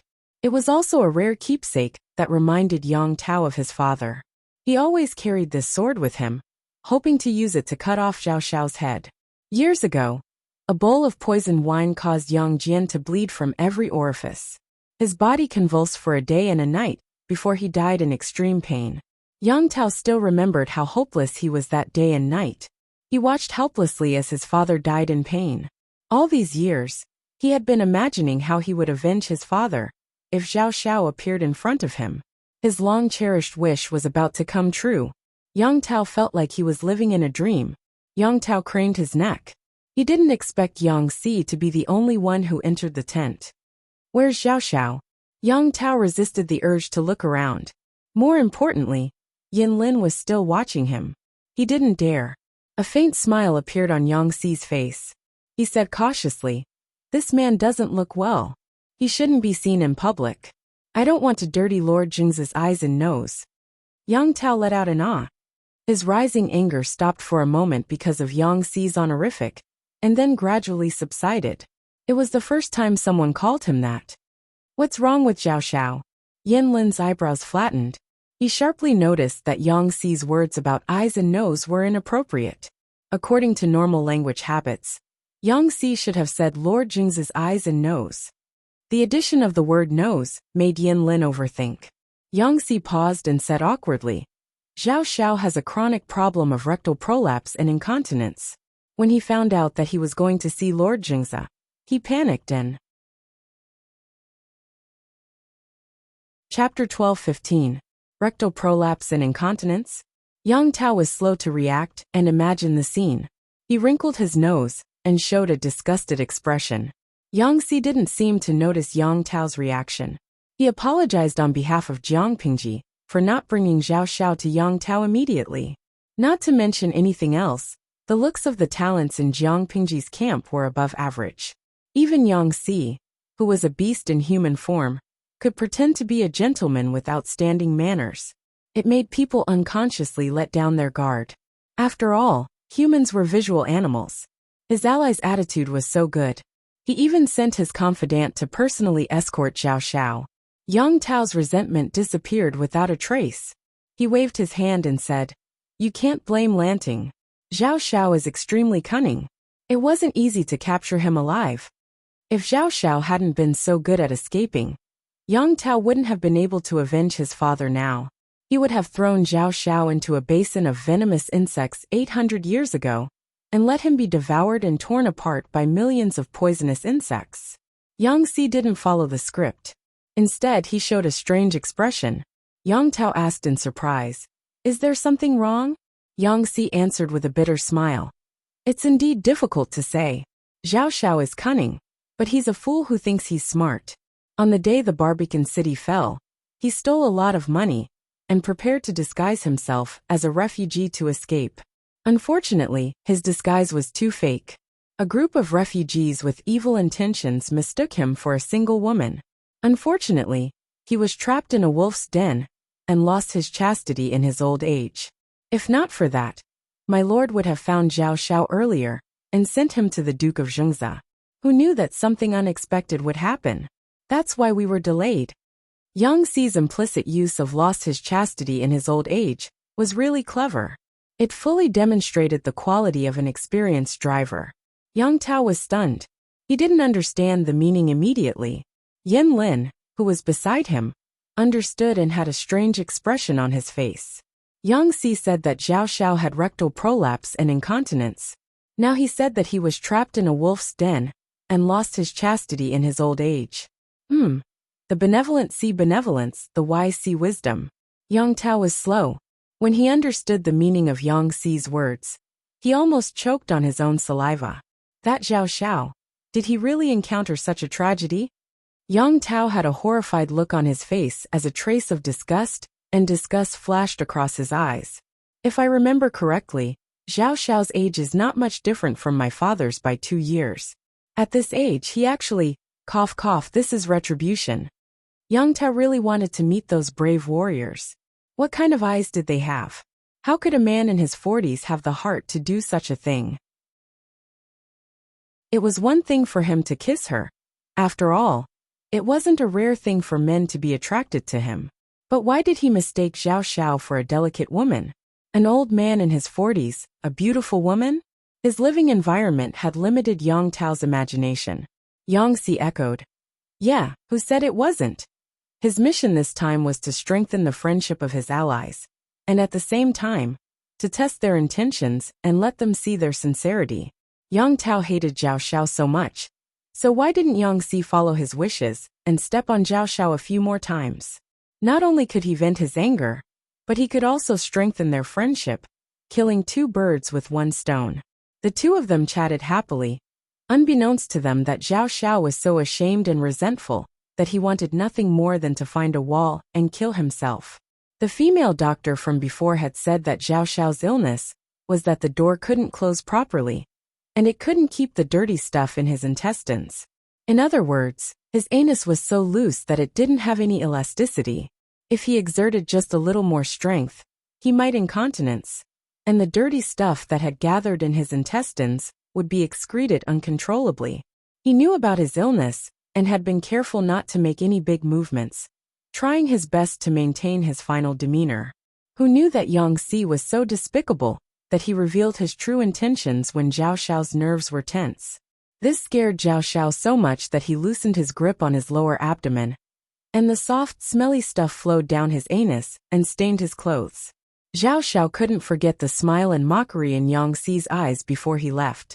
He was so ashamed and resentful that he wanted to die.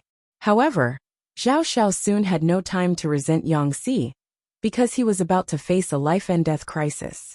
Zhao Xiao had seen Yang Tao before. At that time, Yang Tao was just a little boy who followed his father Yang Jian around. Many years had passed, and the kid from that day had grown up to be a threat to his life. This caused Zhao Xiao's expression to darken. Even though he had mentally prepared himself, Yang Tao didn't expect Zhao Xiao to be in such a sorry state. His exposed skin was covered in bruises that hadn't faded yet. Zhao Xiao, Yang Tao called out tentatively, holding the broadsword in his hand. Zhao Xiao snorted coldly, not deigning to talk to Yang Tao. Yang Tao said, "You're still being stubborn even when death is at your doorstep." Only then did Zhao Xiao open his mouth and say mockingly, "Do you think you'll let me go if I beg for mercy?" Yang Tao shook his head. "Of course not. The hatred of my father's murder is absolutely irreconcilable. You dared to commit such beastly acts back then, so you should know what will happen today." Zhao Xiao snorted heavily and said with disdain, "Your father Yang Jian deserved to die. Even if he didn't die by my hands, he wouldn't have lived for long." A mere insect egg dared to hit a rock. Such an overconfident insect won't be able to escape death sooner or later. Yang Tao drew his broadsword angrily, but stopped just as he was about to chop down. His father Yang Jian had suffered for a day and a night before dying in agony. If he killed Zhao Xiao with a single slash, wouldn't he be letting this traitor off easy? Zhao Xiao broke out in a cold sweat. Once again, he lost control of his anus and emitted a foul stench. This reaction made Zhao Xiao both angry and fearful. Yang Tao also smelled something fishy. He looked at Zhao Xiao with a faint smile. Zhao Xiao was extremely embarrassed and regretted that Yang Tao hadn't slashed down with his broadsword. If he had died, he wouldn't have had to suffer Yang Tao's humiliation. Zhao Xiao forced himself to maintain his dignity. "You don't believe me? What's your father's background? So what if he became an official through a military career? He's just a lowly military officer with a shallow foundation." Such a despicable person wanted to use the merit of rescuing the emperor to bypass the aristocratic families and take control of Zhangzhou's Dongmen County. Who gave him the face to do so? He thinks he's a big shot, but he doesn't know how many people's interests he's hindered. Even if I hadn't done anything, your father Yang Jian wouldn't have been able to escape the hands of others. Speaking of which, you should be thanking me. If I hadn't intervened and saved Yang Jian's life, do you think you'd still be alive? It's because Yang Jian's death intimidated a group of restless people that you're still alive. Although Zhao Xiao was a despicable person, he was able to become a famous scholar in Dongmen County. Yang Tao's anger surged again. He yelled, "You old bastard." Just as he was about to step forward, Yin Lin raised a hand to stop the enraged Yang Tao. "Xiaoyang," Yin Lin said, "calm down. Don't be affected by him." Yang Tao quickly calmed down, but he still felt indignant. "This person has a glib tongue and can distort the truth," Yin Lin said. "He's not lying." The situation at that time was indeed not good. He had reminded Yang Jian many times to be careful, but Yang Jian trusted others too much and was overconfident. That's why he fell for it. Yang Tao stood rooted to the ground. He gripped the hilt of his sword tightly, as if he couldn't believe what he was hearing. Chapter 12:16. Yang Jian's family background wasn't low. His ancestors had once been high-ranking officials. However, this bit of foundation was nothing compared to the local aristocratic families of the Eastgate County, which had many meritorious deeds and deep roots. Yang Jian treated them with sincerity, but he didn't know that they were just pretending. Yin Lin didn't want Yang Tao to follow in his father's footsteps. He didn't want Yang Tao to be like his father, foolishly treating wolves as his best friend. It will be the Lord's death anniversary in a few days. It won't be too late to kill Zhao Xiao then and pray to the Lord's spirit in heaven. Yang Tao didn't say anything. Yanlin continued. I sent people to catch many non-poisonous snakes. Although they are not as powerful as the basin, they can still be used. Zhao Xiao trembled and looked up at Yanlin in disbelief. He didn't expect that Yanlin, who looked like a gentleman, would imitate the devil concubine and give Yang Tao such an evil idea. Not only did he come up with the idea, he even caught a bunch of snakes. You can't spoil your son like this. Ah! Yang Tao was shaken. He said reluctantly, Fine, let's do it. Don't let Zhao Xiao die too easily. Zhao Xiao shouted anxiously. Yang Tao, don't you dare. Humans were born with the fear of snakes. When Zhao Xiao thought of countless long worms crawling and biting his body, he regretted it again. It would have been better if Yang Tao had chopped him down. It would have been better than living like this. Yang Tao was as vicious as a snake or a scorpion. Zhao Xiao used to be afraid of death, but he later realized that what was worse than death was living a life worse than death. Why wouldn't I dare? Yang Tao said matter-of-factly. Avenging my father is a righteous thing to do. Zhao Xiao felt like he had fallen into an ice cellar. He was stunned. He thought that Yang Tao would care about his reputation and not use torture like the basin. He didn't expect Yang Tao to be even more ruthless. You will regret this. Zhao Xiao clenched his teeth. You tortured a famous scholar. You will be condemned by everyone. Zhao Xiao's biggest advantage now was his family background and identity. Unfortunately, the chips in his hands were not as heavy as he thought. If his family background was really useful, Zhao Xiao wouldn't have been humiliated by a few gangsters. This was a chaotic world, and playing politics was not suitable for this era. Only strength was the most powerful capital, Yang Tao said righteously. Not avenging the father for the son. This is the behavior that will be condemned by all. When Zhao Xiao poisoned Yang Jian, why didn't he think about what would happen to him today? Serves you right. Yang Si waited until the day of Yang Jian's death was over before he hurried back. At the same time, he brought along Yang Tao's document for Jiang Pingji. Sai, you really can't judge a book by its cover. That Yin Xiaoyang looks so gentle, but I didn't expect him to be so ruthless. Yang Si snatched Qiguan Rang's feather fan and fanned himself, causing Qiguan Rang to roll his eyes. She asked, Yin Xiaoyang? What happened to him? Yang Si clicked his tongue. That Yin Xiaoyang threw Zhao Xiao into the snake pit on the day of Yang Jian's death. Who knew what snake cave he had dug to find so many non-venomous black spike snakes?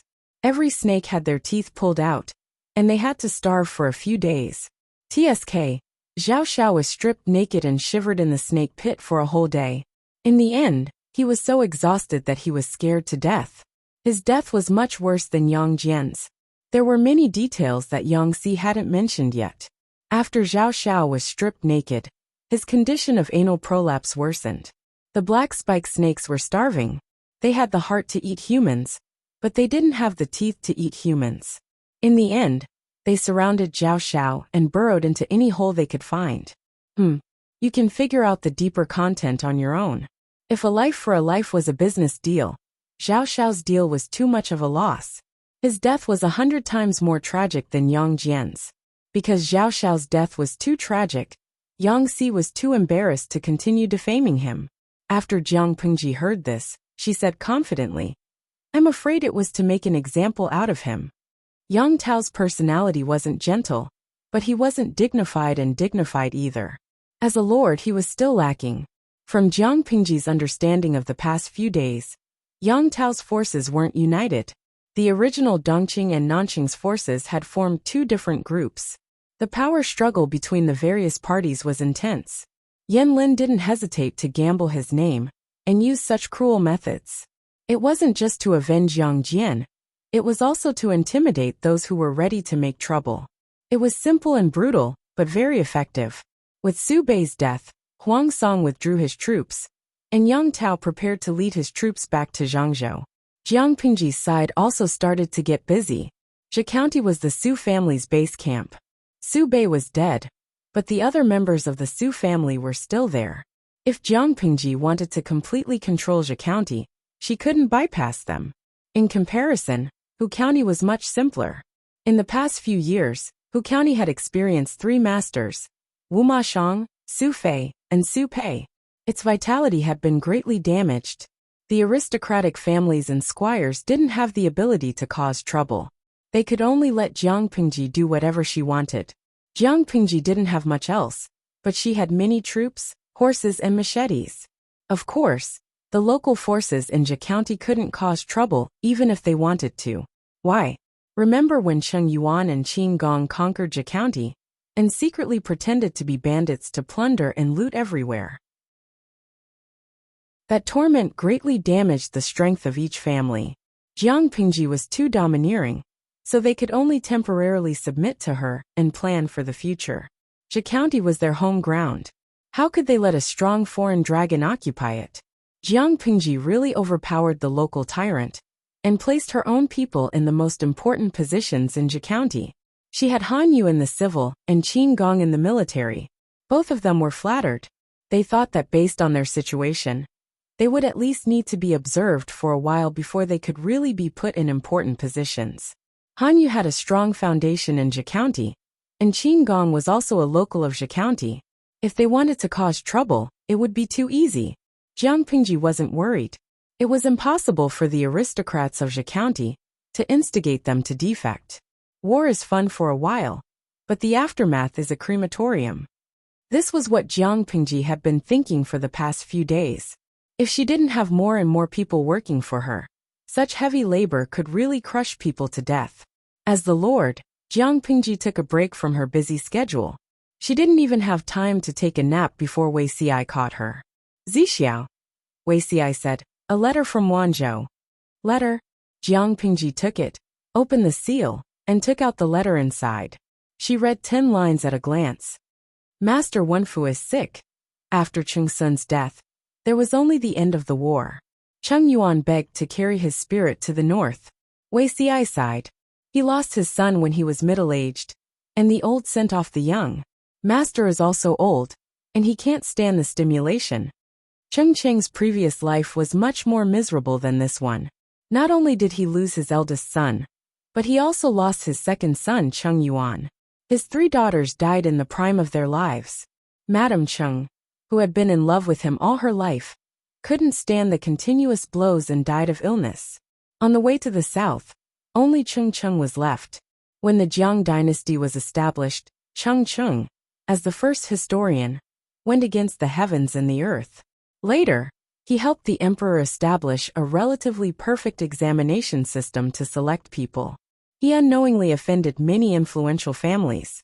No matter how others attacked him, or how the influential families tempted him, he turned a blind eye. Chapter 12:17. Cheng Cheng's condition was far more serious than what was described in the letter. At one point he was unconscious. All the famous doctors in Wanzhou were invited to take a look. Some gave him prescriptions, while others vaguely told his family to be mentally prepared. Mrs. Cheng refused to accept reality. She changed her tearful dejection and went to ask if there were any better doctors. The result was disappointing. The Cheng family was in a gloomy mood. Cheng Yuan was even more devastated. He had to organize the funeral of his eldest brother, Cheng Sun, and take care of his seriously ill father and his exhausted mother. Not long after, he looked a lot more haggard and his whole body was thinner. Cheng Yuan regretted it more than once. If he had sent someone to capture Cheng Sun earlier and not given him the chance to kill himself, perhaps he wouldn't have died. However, he also knew that Cheng Sun was ready to die. How could it be so easy to stop him? Second Langjun, someone has sent a visitation card. Cheng Yuan took a deep breath and tried to dispel the tiredness of a sleepless night. He reached out and took the visitation cards. He glanced at the contents and signatures of the cards and forced himself to be alert. Quickly bring Master Yuanjing and Master Feng to the side hall. I'll go over after I wash up. Don't neglect our guests. Cheng Cheng, Feng Ren, and Yuanjing were colleagues and had a good personal relationship. Now that Cheng Cheng was seriously ill, the other 2 naturally had to visit. Cheng Yuan braced himself to receive them. Feng Ren asked about Cheng Cheng's condition. Master Yuanjing frowned and was deep in thought. My father vomited several times last night. He has a high fever. The doctor used all kinds of methods, but it didn't work. Instead, his condition is getting worse. Cheng Yuan thought of his father lying unconscious on the hospital bed. His eyes turned red. When he was seriously ill and unconscious, he was still muttering Dalong. It was obvious how much the death of his eldest brother, Cheng Sun, had affected his father. Cheng Yuan didn't even dare to sleep now. He was afraid that Cheng Cheng would die. "Thank you for visiting, master. If my father wakes up, I will send a servant to inform you immediately." Feng Ren sighed and thought of Cheng Cheng's dream a long time ago. Cheng Sun's death was foreshadowed. Thinking of Feng Ju and Feng Jin, Feng Ren couldn't help but have the same worry. Just when Feng Ren was about to speak, Master Yuan Jing, who was at the side, said, "May I ask if Gong Liao knows Wen Fu's birth date?" Cheng Yuan was stunned and shook his head in confusion. "May I know what you need my father's 8 characters for?" The primordial era was different from other eras. People attached great importance to the 8 characters of one's birth. Every time a baby was born, its parents would write down its 8 characters and lock it in a box that had been prepared in advance. This was because newborn children had weak yang qi and could easily attract evil beings. Locking the 8 characters was equivalent to locking the child's life. The parents would only open the box when the child reached the age of engagement. Under normal circumstances, only a few extremely close relatives would know the date of birth. As a son, Cheng Yuan was not among them. Master Yuanjing said, "Wen Fu's illness is very serious this time. I'm worried that it might be the work of evil spirits." At that time, people were still very superstitious. As Master Yuanjing was a capable old faker, no one doubted his words. Cheng Yuan told his mother about this matter. Mrs. Cheng seemed to have grabbed onto the last straw and hurriedly wrote down the 8 characters of her husband, Cheng Cheng. When Master Yuanjing received Cheng Cheng's 8 characters, he frowned at a glance. When he calculated it carefully, his eyebrows were even tighter than before. Mrs. Cheng asked anxiously, "Master, what's wrong with my husband? Could it be that he's possessed by evil spirits?" Master Yuanjing pondered for a while and said, "It's a blessing in disguise. Mrs. Cheng, don't worry. Wen Fu's serious illness is an auspicious sign." Mrs. Cheng was stunned. Her eldest son committed suicide by hitting the wall, and her husband's life was hanging by a thread. Such a tragic situation was an auspicious sign? Her expression changed. Master Yuanjing quickly tried to salvage the situation. "Mrs. Cheng, I'll tell you the truth. Wen Fu's 8 characters are extremely dangerous," Master Yuanjing said. "According to fate, a man loses 2 sons and a daughter when he's middle-aged. After a few years of hardship, he loses his wife one after another. This is the fate set by the heavens. It's extremely difficult to change the mortal body. Wen Fu is seriously ill now because his fate has been changed by external forces. The originally dangerous fate has turned into an auspicious one. With such a big change, the mortal body can't bear it. Naturally, he'll be sick for a while. At midnight tonight, Wen Fu's condition should improve. He'll wake up at dawn." Mrs. Cheng saw that Master Yuanjing was so sure. She was less worried. "If that's the case, my husband will be safe?" Master Yuanjing nodded. "Of course," Mrs. Cheng said. "I'm not a member of the Xianmen. I don't know about fate, but I do know that it's difficult to change one's fate," Master Yuanjing said. "It's difficult to change one's fate, but it's not for people with great luck. Those who follow the will of heaven will be treated well." With Master Yuanjing's guarantee, Mrs. Cheng felt more at ease. Feng Ren had a strange expression. He asked privately, "Is what you said true?" Regardless of whether others believed it or not, Feng Ren didn't. What Master Yuanjing said was very suspicious. He didn't sound like a fortune teller. Instead, he sounded like a brainless army that Jiang Pingji hired at a high price. What did he mean by those who follow the will of heaven will be treated well? From a political perspective, didn't it imply that the will of heaven was on Jiang Pingji's side?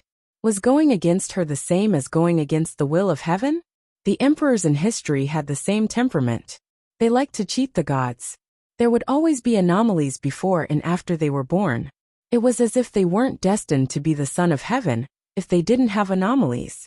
For example, the crops in their hometown had 9 ears on one stalk. The house was lit up the night before one was born, and the mother dreamed of the son when she was pregnant. Such mythical content was just political propaganda and fooling the people. Master Yuanjing couldn't help but laugh. Of course it's true. He told the truth. Whether others believed it or not was none of his business. Not to mention that others didn't believe it. Master Yuanjing didn't want to believe it either. It wasn't a good thing that the will of heaven was unpredictable. Chengqing's fate could be changed by external forces. The fate of the real son of heaven could also be changed.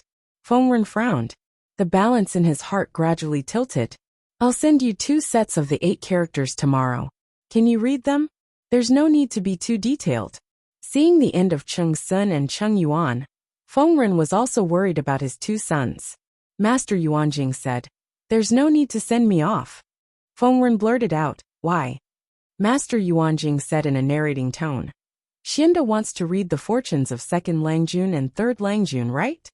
Fengren said, "Which parent in the world is willing to see their children die before their parents? 3rd Langjun should have a rich and noble life. He deviated from the orthodox path, but had an adventure. 2nd Langjun is different. His official career is bumpy and he's depressed." Master Yuanjing said, "However, their fate has changed. My cultivation is limited. I can't see what it looks like after their fate has changed." Their fate has changed too. Fengren's mood was like a roller coaster. It was up and down. "Yes," Master Yuanjing said, "but you can rest assured that there's no blood disaster for now." In other words, no matter what the outcome was, both of them should be able to survive. Fengren had an indescribable feeling in his heart. He said after a while, "It's good that they're alive." Chapter 12:18. Zuda, what are you thinking about? Master Yuanjing saw that Tang Yao was lost in thought, and the tea was spilling. He could not help but wake him up. Tang Yao was shocked. He almost got scalded by the teapot. He quickly put the hot teapot on the tea mat and returned to his normal sitting position. "Master, I was distracted just now." Master Yuanjing sighed. "What were you thinking about just now?" Tang Yao stuttered. His mind was in a mess. There was too much to think about. "I was thinking about Master Cheng's house." Tang Yao respected his master too much. He was not even willing to answer half-heartedly. He told the truth. "There are 2 things. Obeying Lu Shi is obeying the heavenly mandate." Master once said that the changes in the Zhou Tian are endless. Therefore, the mysteries of heaven cannot be revealed and fate cannot be calculated. As for the 2 Langjuns of the Feng family, what you can say is definitely what you can say. Then, is there anything that you can't say? I have been analyzing things recently, and I feel that. Tang Yao's voice became softer and softer as he spoke. His face was full of worry. His initial impression of Jiang Pingji was almost 0.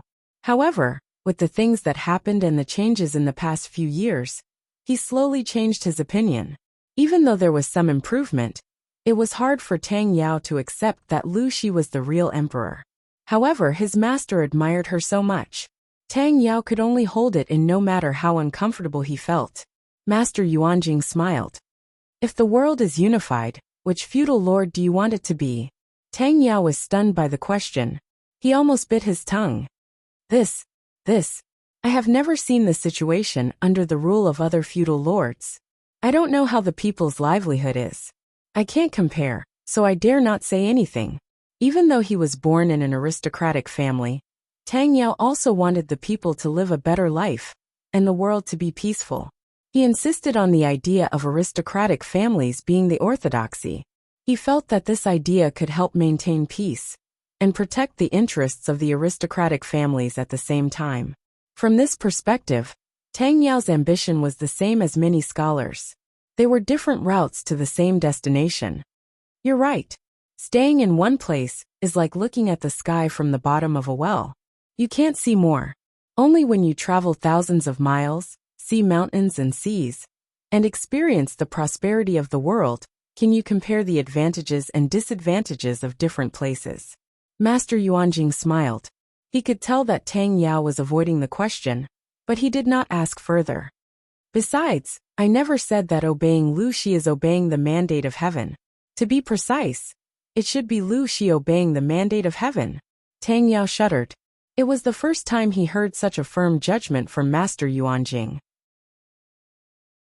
He had mixed feelings in his heart, as if countless seasonings had been spilled. The two Langjuns of the Feng family are safe from the blood disaster for the time being, but some people might not be happier to live than to die. Mr. Yuanjing sighed and said, "Think about it.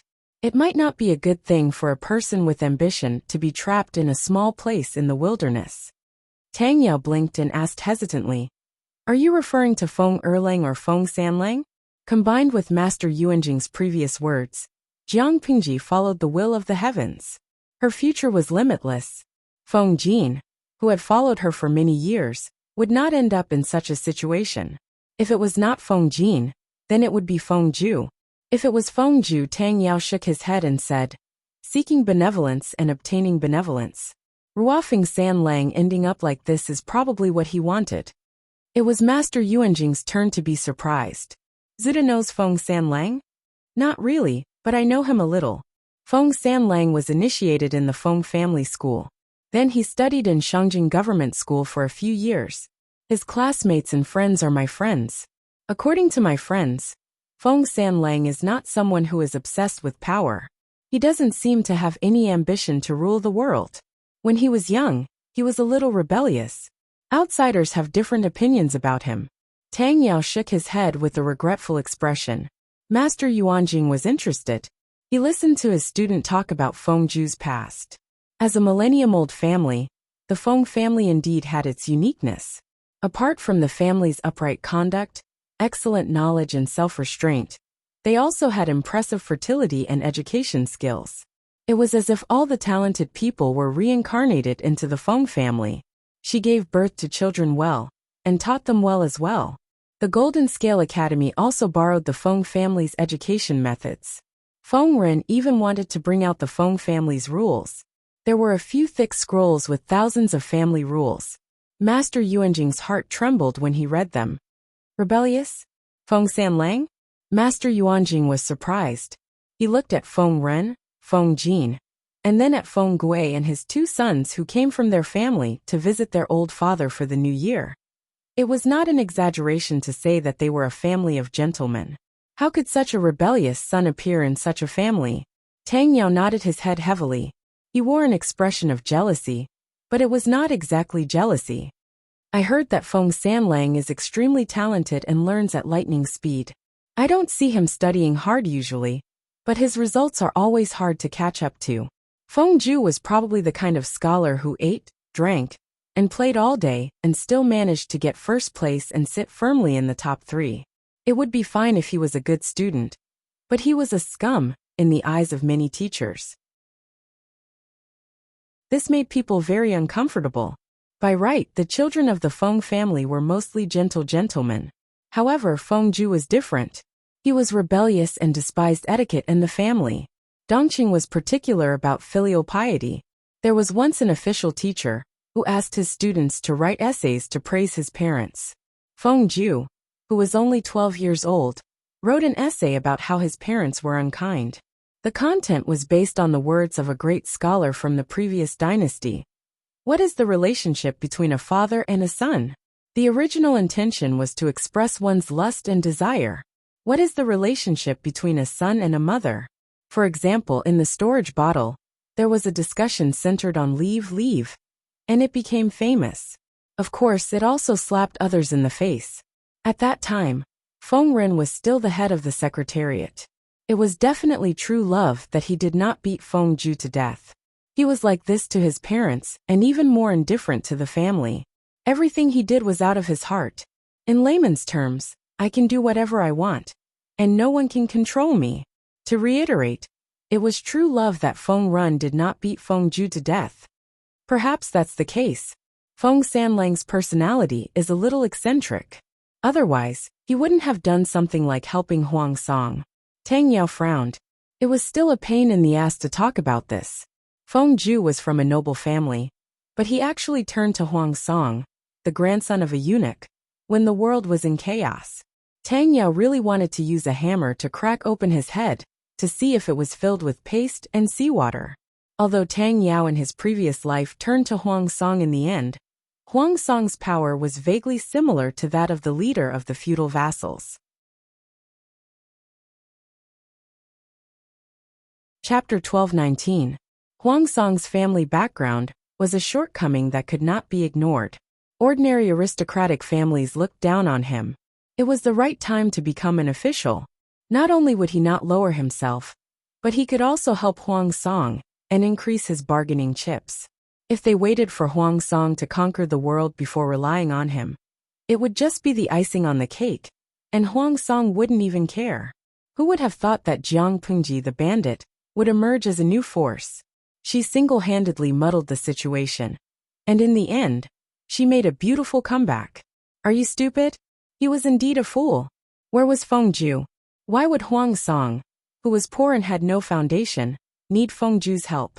Tang Yao and Feng Jin's original thoughts were very similar. Since Feng Ju was already so rebellious, he might as well go into the sea and become a lord to conquer the world. He was the lord, and he was the strategist.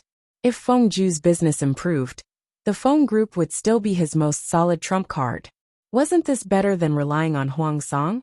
To make a common analogy, the generations of super-rich people didn't start their own businesses, but instead helped ordinary middle-class kids to start their own businesses. His brain must have been flooded with water. All in all, he did not understand the mind of a prodigy. Feng Sanling became an official and helped Huang Song, not for fame, not for profit, and not to show his ambition and cleanse the world. Tang Yao thought of something, and a suspicious blush appeared on his face. He deliberated and said, maybe he helped Huang Song for another reason? If Huang Song's army is defeated, Feng Sanling's life will not be in danger, but he will be trapped in the middle of the wilderness. Perhaps that will be exactly what he wants. The more he said, the more Tang Yao believed in his own judgment. He rubbed his hands excitedly, as if he had discovered a piece of gossip. What kind of eyesight did Master Yuanjing have? How could he not see through a student's imagination? According to Tang Yao's logic, Feng Ren did not beat his son Feng Ju to death because of his father's true love for his son. Feng Ju helped Huang Song wholeheartedly without asking for anything else. Maybe it was also some kind of true love.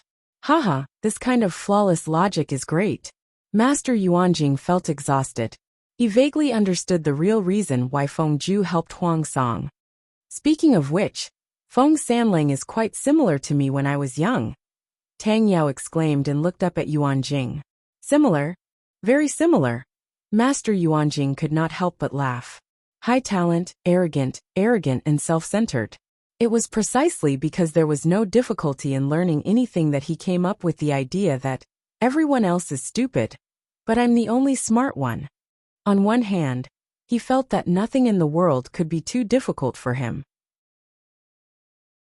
On the other hand, he was tirelessly looking for things that could frustrate him. Naturally, this is also the reason why I set up the Tao of having students everywhere. He felt that he was too smart. He had to find something difficult to stump him, or else it would be too boring. Life was so long. Was he going to be bored and idle away his entire life? Dispirited my ass, let's get high. Of course, such chinibu thoughts were something that only came to him when he was young. After years of accumulation and growth, Mr. Yuanjing really liked the feeling of teaching and educating people. He followed his own path seriously. Feng Ju was most likely the same. Perhaps to Feng Sanling, helping an impossible person to ascend the world is a very interesting thing. Master Yuanjing smiled bitterly and said, although I've never met him, Feng Sanling made me feel like I was looking at my younger self. It was unknown if he had already found his own Tao, or if he was still blindly moving forward. If it's the former, he won't have any regrets even if he loses, right? Because he didn't know what he really wanted. He would not feel regret even if he lost it after wasting so many years. When Feng Ju really matured and looked back, would he feel heartache and regret? Master Yuanjing sighed. That night at the Cheng mansion. It's gone, it's really gone. The doctor tested Cheng Cheng's temperature. Indeed, the fever had started to go down. The servant girl in the room immediately passed the good news to Mrs. Cheng Yuan, and Cheng Sanyang, who were waiting anxiously outside. When the three of them heard the good news, they immediately cried tears of joy. It was good that the fever had gone down. If Chung Chung collapsed, their backbone would be gone. Mrs. Chung put her palms together gratefully and said, "Son, remember to prepare a generous gift tomorrow and personally thank Master." Chung Yuan nodded heavily with his eyes red. They endured for a few more hours. Dawn broke, and the first ray of sunlight broke through the clouds. "He's awake, Master is awake." Good news came one after another.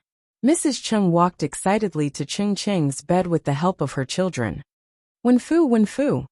Madame Chung was very emotional. Tears welled up in her eyes and rolled down her cheeks. Chung Cheng felt his body heavy. He couldn't move his limbs.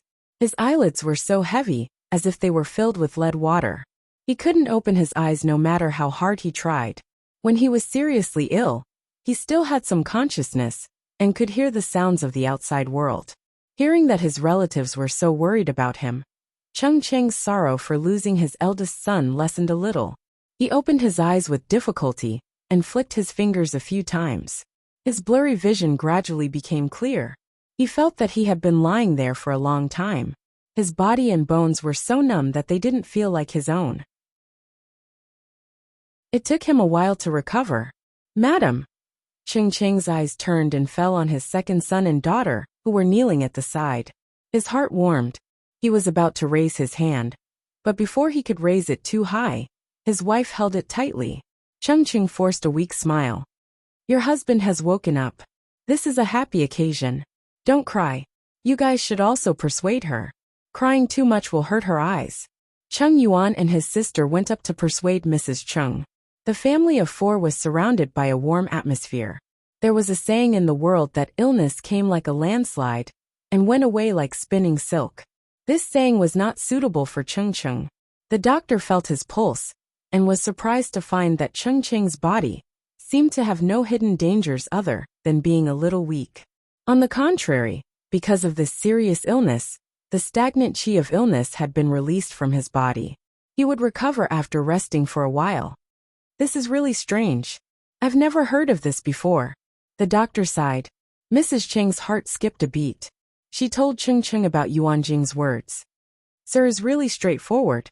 Chung Chung looked surprised and said, "Madam, you don't know this. When I was seriously ill, I faintly felt that my body was getting lighter and lighter. There seemed to be countless sounds in my ears.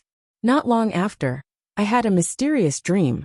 There were only a few scenes in the dream, but the contents of the dream confirmed Sir's assertion. I lost 2 sons and a daughter, and even my wife died of illness." Mrs. Cheng's heart skipped a beat. She quickly grabbed Chung Cheng's hand. "What should we do?" Chung Cheng said. "Didn't Sir say that his fate has changed?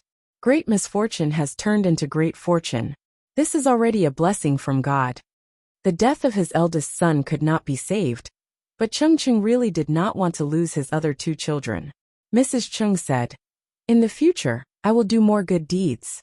I only hope that God will count this good karma on sinner's head. I hope that he will have no worries in his next life." Since such a mysterious thing had happened, Mrs. Chung also believed in the words of accumulating good deeds. Chung Cheng said, "Yes, your husband will be with you." He held his wife in his arms. The husband and wife remained silent. Chung Cheng thought about more things in his heart, which strengthened his belief. What he was doing now was beneficial to the people's wisdom. If he really succeeded, would it not be a good deed that would be passed down for generations? Chapter 12:20. The news of Su Pei's defeat spread like wildfire. When Huang Song found out about it, he locked himself in his study for 2 days. The officials in the tent were deeply worried, afraid that this matter would completely destroy Huang Song's fighting spirit. If he lost his fighting spirit, what was the point of fighting? In the early hours of the 3rd day, Huang Song walked out of the study with a normal expression, as if he had not been the one who had been locked up for the past 2 days. "Huijie Yumo, why are you here?" Huang Song saw 2 familiar figures standing in front of the study and called out to them. The 2 of them immediately turned around and bowed. Feng Ju said, "Naturally, we were worried about you, Lord. That's why we waited here. We didn't expect you to come out so soon." Before Huang Song went into seclusion, He had instructed that no one was to disturb him. Even Feng Ju did not dare to barge in. "It's my fault. I've made you worry for nothing." Huang Song was startled and said guiltily, "Recently, the situation has been grim. I'm a little frustrated, so I wanted to be alone and analyze the pros and cons." The sage also said that one should reflect on oneself 3 times a day. Naturally, I have to reflect on myself and find my mistakes and shortcomings to calm my restless mood. I'm fine now. You don't have to worry. Feng Ju and Cheng Jing exchanged a look. They had thought that Huang Song had been affected by Su Pei's death. Now it seemed that not only had Huang Song not collapsed, but his fighting spirit had also been stimulated. This was what they were willing to see. If Huang Song was a piece of trash that couldn't be helped, it would be disappointing. Cheng Jing gave Feng Ju a look, and the latter understood. Feng Ju could ask some offensive questions, but Cheng Jing could not. After all, Huang Song's trust in the two of them was different. Feng Ju asked casually, "What have you realized in the past 2 days, Lord?" "I've reflected on many problems. For example, how did Lanting get to where she is today, where I'm lacking compared to her?" Huang Song's expression was normal, without a hint of displeasure. After some reflection, "I have to admit that I'm not as good as Lanting." Huang Song had indeed seriously reflected on himself for 2 days. He had read the news of the past countless times. Each time he read it, he had a different understanding. The more he read, the more frightened he became. Feng Ju said, "My lord, don't belittle yourself. Everyone has their strengths and weaknesses. The Duke of Lanting is not perfect. Huaijia, you don't have to console me. I can still judge right from wrong. If he could win, then he could win. If he couldn't win, then he couldn't win. There was nothing to be afraid of. Forcefully belittling Lanting is just deceiving yourself and others." A hint of a smile appeared on Huang Song's face. His burning eyes carried a bit of sharpness. The situation in the world is changing rapidly. Even if it's not as good now, it's not impossible to catch up in the future. Seeing that Huang Song was full of vigor, the two of them completely put down their worries. "It is not too late to mend the dungeon after the sheep is lost," Huang Song continued. "When Lanting finishes resting, he will most likely find an excuse to attack me." Cheng Jing and Feng Ju did not say anything. This was the consensus of everyone. Although Lanting is strong, I am not weak either. If she wants to beat me, she'll have to show her skills. Huang Song's expression was solemn. He suddenly took a step back and clasped his hands in front of his chest. He said to the two of them, "Huaijia and Yumo, please let bygones be bygones and help me get through this." Huang Song's action was beyond their expectations, but they could also feel Huang Song's seriousness and sincerity, so they naturally didn't dare to be negligent. Yes, Huang Song had just walked out of the study. At this moment, he led the two of them into the study again. The three of them had a secret discussion for several hours. When they left, Feng Ju and Cheng Jing walked side by side halfway. Cheng Jing said, "My lord has indeed improved. If it had been earlier, the situation would have been much better." As the lord, Huang Song could take the initiative to admit his mistakes. He admitted that he had previously shielded the Yuanshi's generals, causing the civil and military forces to lose balance. The Yuanshi was Huang Song's family after all. Asking him to admit this was a mistake was tantamount to slapping his own face. Yet he admitted it, which made Cheng Jing look at him in a higher light. Unfortunately, it was not so easy to extinguish the bad atmosphere brought about by Yuan Xian. Although Nie Sun did not say it, he had a lot of objections. "That's true, it's still a little too late," Feng Ju said. "Cheng Yun still has a grudge in his heart. I'm afraid it won't be resolved in a few days." He folded his hands in his sleeves, looking calm and relaxed. There was even a faint smile on his lips, as if he was not worried about this at all. Cheng Jing said, "Cheng Yun is a true gentleman. If my lord is honest with him, he will definitely be able to untie the knot in your heart." Fortunately, Nie Sun was a gentleman. Even if he had resentment in his heart, he would not do anything to hurt his lord. If it were Qiguan Rang or Yang Si, what if they tried it? They could stab their lord to death in minutes. The biggest difference between them and other counselors was their thinking. Traditional counselors were particular about loyalty. They were loyal to their lord. They would spontaneously put their lord on a pedestal and put themselves in a lower position. They would often spoil their lord to the point of no return. Non-mainstream counselors were particular about following one's heart. Their lord was just a boss. To them, being a counselor was just a job. They did not have to cling to their job for the sake of a good-for-nothing boss. If they were not satisfied with their job, they could just jump ship and find another one.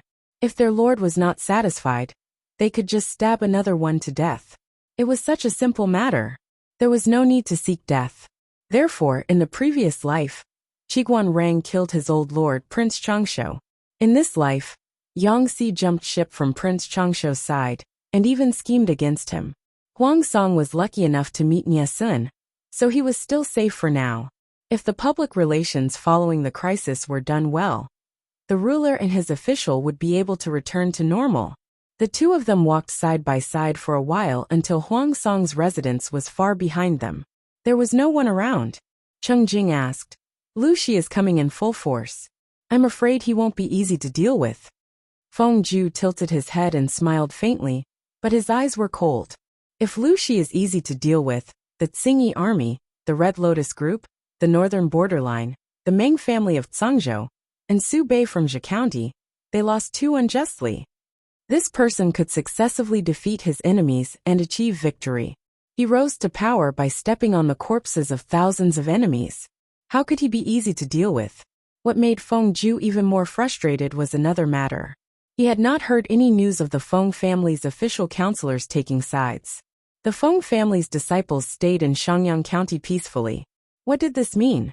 Either the Feng family felt that the situation in the world was still unclear, and that it was not a good time to choose a side, or the Feng family had already made a decision, so they had not made any moves. If it was the former, Feng Ju was not worried. If it was the latter, it meant that the Feng family thought highly of Jiang Pingji. That was why no one from the Feng family became an official. It was because Jiang Pingji already had Feng Jin, who was of noble birth. If another person from the Feng family came under her banner, it would inevitably give Jiang Pingji, who had a strong personality, the misconception that the Feng family wanted to infiltrate and seize power. It would be detrimental to the interests of the family. The aristocratic families had different ways of dealing with different feudal lords. If it was a lord with a strong personality and was arbitrary, the aristocratic families would take the initiative to avoid her and maintain a safe distance. Chapter 1221. Fighting for the most advantageous situation in different environments was their way of survival for many years. The Feng family was the same, but they saw it more clearly and were more decisive in making their choices. According to Feng Ju's understanding of the family, this matter was most likely settled. Cheng Jing suddenly asked him, "Actually, there's always something I don't understand." Feng Ju tilted his head and looked at him. "What is it?" Cheng Jing said, "Why did Huaijie assist the Lord in the beginning? Was it because of the friendship of youth?" Master Qiguan could not understand why Wei Xi wanted to be Jiang Pingji's strategist. Cheng Jing also could not understand why Feng Ju followed Huang Song. Huang Song trusted Feng Ju so much, and Feng Ju treated Huang Song the same way. Everything had a reason. Everything had a reason, didn't it? Feng Ju was speechless in his heart. Friendship of youth? It shouldn't be considered. When Feng Jin brought the pregnant Wei Jingxian to Shangjing as a hostage, Feng Ju, the mischievous child, also followed them. Because he was bored, he wandered around and coincidentally met Huang Song, who was on patrol in Shangjing. He helped Feng Ju out of trouble, and they got to know each other. Up until the earthquake in Shangjing, Feng Ju had only known Huang Song for 3 to 4 months. How deep a friendship of youth could there be in 3 to 4 months? Cheng Jing saw through Feng Ju's gaze and asked, "Why is that? Have you ever thought about what you want to do?" Feng Ju asked in return, "Something that won't make you lose interest quickly." Cheng Jing was puzzled. "What do you mean?" Feng Ju seemed to be narcissistic. "Ever since I could remember, I have shown talent that others can't match. I learn everything very quickly. When I completely learned it, I felt how boring it was to repeat it day after day. Even my life became barren. Wasn't it a waste of time to do nothing? My elder brother disapproved of Ju's actions, and often reprimanded and reminded me. Later, when I met the Lord, my second brother harbored a deep prejudice against me.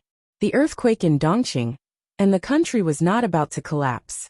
At that time, I saw a different ambition in the Lord. He saw an ambition that even Huang Song himself had not discovered. It was this little bit of ambition that allowed him, whose life was as barren as a desert, to see the hope of an oasis. Feng Zhu had deliberately set things up and pushed Huang Song from behind the scenes to the front of the stage, allowing him to rise higher and higher, and be envied by others. He had also caused him to suffer a heavy blow when he was full of himself. He was suspected and even frozen by the Dongqing emperor, allowing the bud called ambition to completely sprout. Feng Jin didn't like Huang Song. He thought that Huang Song was of low birth, and that Huang Song had an ulterior motive for getting close to Feng Zhu. He thought that Huang Song was restricted by his birth, and that he wouldn't be able to become someone great. Since that was the case, Feng Zhu decided to do the opposite. What could be more challenging than raising a son of heaven? Even though this was a huge project, Feng Zhu still had a lot of fun. In a sense, both Jiang Pingji in her previous life, and Huang Song in this life, were pitiful to have met such a terrible strategist. Cheng Jing listened in silence for a while, and finally understood what Feng Zhu wanted to express. He looked at Feng Zhu with a complicated gaze. If Qiguan Rang and Yang Si were non-mainstream strategists, then Feng Zhu was a naughty child strategist. He was far more self-willed than the former. He secretly felt sorry for his lord. Feng Zhu's voice was flat.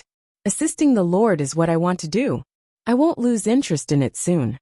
He did not have the perseverance and faith of Han Yu and the others who tirelessly pursued Tao. He only followed his heart and nature. I can do whatever I want, no one else can control me. Yes, he was so willful. Cheng Jing was speechless. Sigh, I'd better feel sorry for my lord. Huang Song's 2 days of self-reflection were still effective. It was definitely not as simple as what he said. Instead, he seriously put it into practice. However, the disharmony between the civil and military officials was already very serious. It was not something that could be resolved with a few words. It still needed a heavy dose of medicine. Huang Song deeply understood the contradictions among the people, and complained incessantly. The tears that flowed from his eyes were all the water that had poured into his brain back then. The crux of the problem of the disharmony between the civil and military officials still lay with Huang Song. As long as he, the Lord, was impartial, the atmosphere below would naturally be purged. For this reason, Huang Song specially created a public relations crisis. He set up a banquet and invited the civil and military officials to attend. At the banquet, Huang Song took advantage of his drunkenness. His eyes were red, and he bitterly reflected on his mistakes. At the same time, he played the sad card, creating a sad atmosphere of being surrounded by strong enemies and hidden dangers within. He did not criticize others. Instead, he blamed himself, and took all the blame that did not belong to him.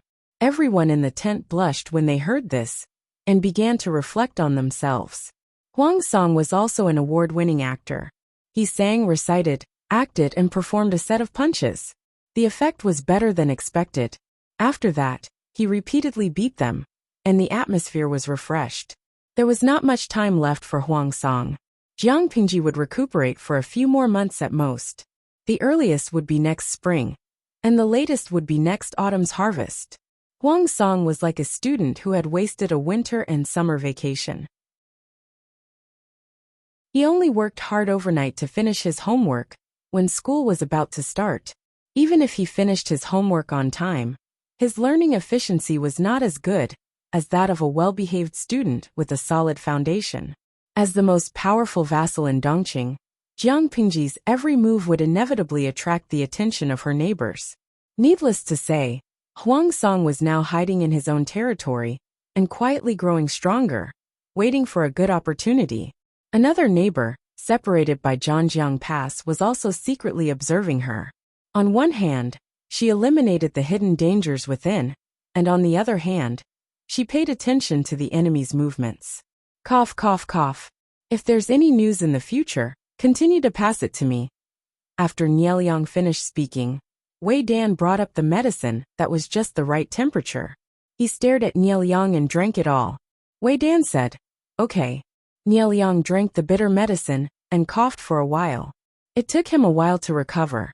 His bloodshot eyes were watery. I knew Lu Shi was a disaster, but I didn't expect him to break through in a desperate situation. He has become a troublesome person now. Wei Dan said, "This is not surprising. Zixiao has his eyes on her after all. If she did not have the potential to win, why would Wei Xi choose her?" Which vassal in troubled times did not climb up by stepping on the bones of their enemies? Nieliang's eyes were as cold as the cold moonlight, flashing with rays of light. There were many hidden dangers in the Nie family, and he had already thought of ways to deal with them. He had no ambition, and was not keen on power. Originally, Nieliang only wanted to assist the head of the Nie family to ascend to the throne, but it was different now. If he did not seize it now, could he watch helplessly as the Nie family's foundation was destroyed by a group of people blinded by greed? The Nie family seemed to be at the height of its power, but in fact, it was going downhill. According to his understanding of Jiang Pingji, this woman's ambition would never be satisfied with just Dongqing. The Nie family, or Zhongzhao, was also a piece of meat that she coveted. If Nieliang wanted to protect the Nie family, he had to fight for it and seize it. As long as he was the final victor, the Nie family would be safe. Cough cough. Zixuan, my mouth is a little bitter. Help me get some candied plums. Of course, he had to recuperate before that. The situation of the world was like the clouds in the sky, moving when the wind blew, and calming when the wind stopped. Jiang Pingji led her troops to stir up the forces in the south of Dongqing. After she was done, she returned home in glory with spoils of war and fruits. It's another year. What should we eat for this year's New Year's banquet?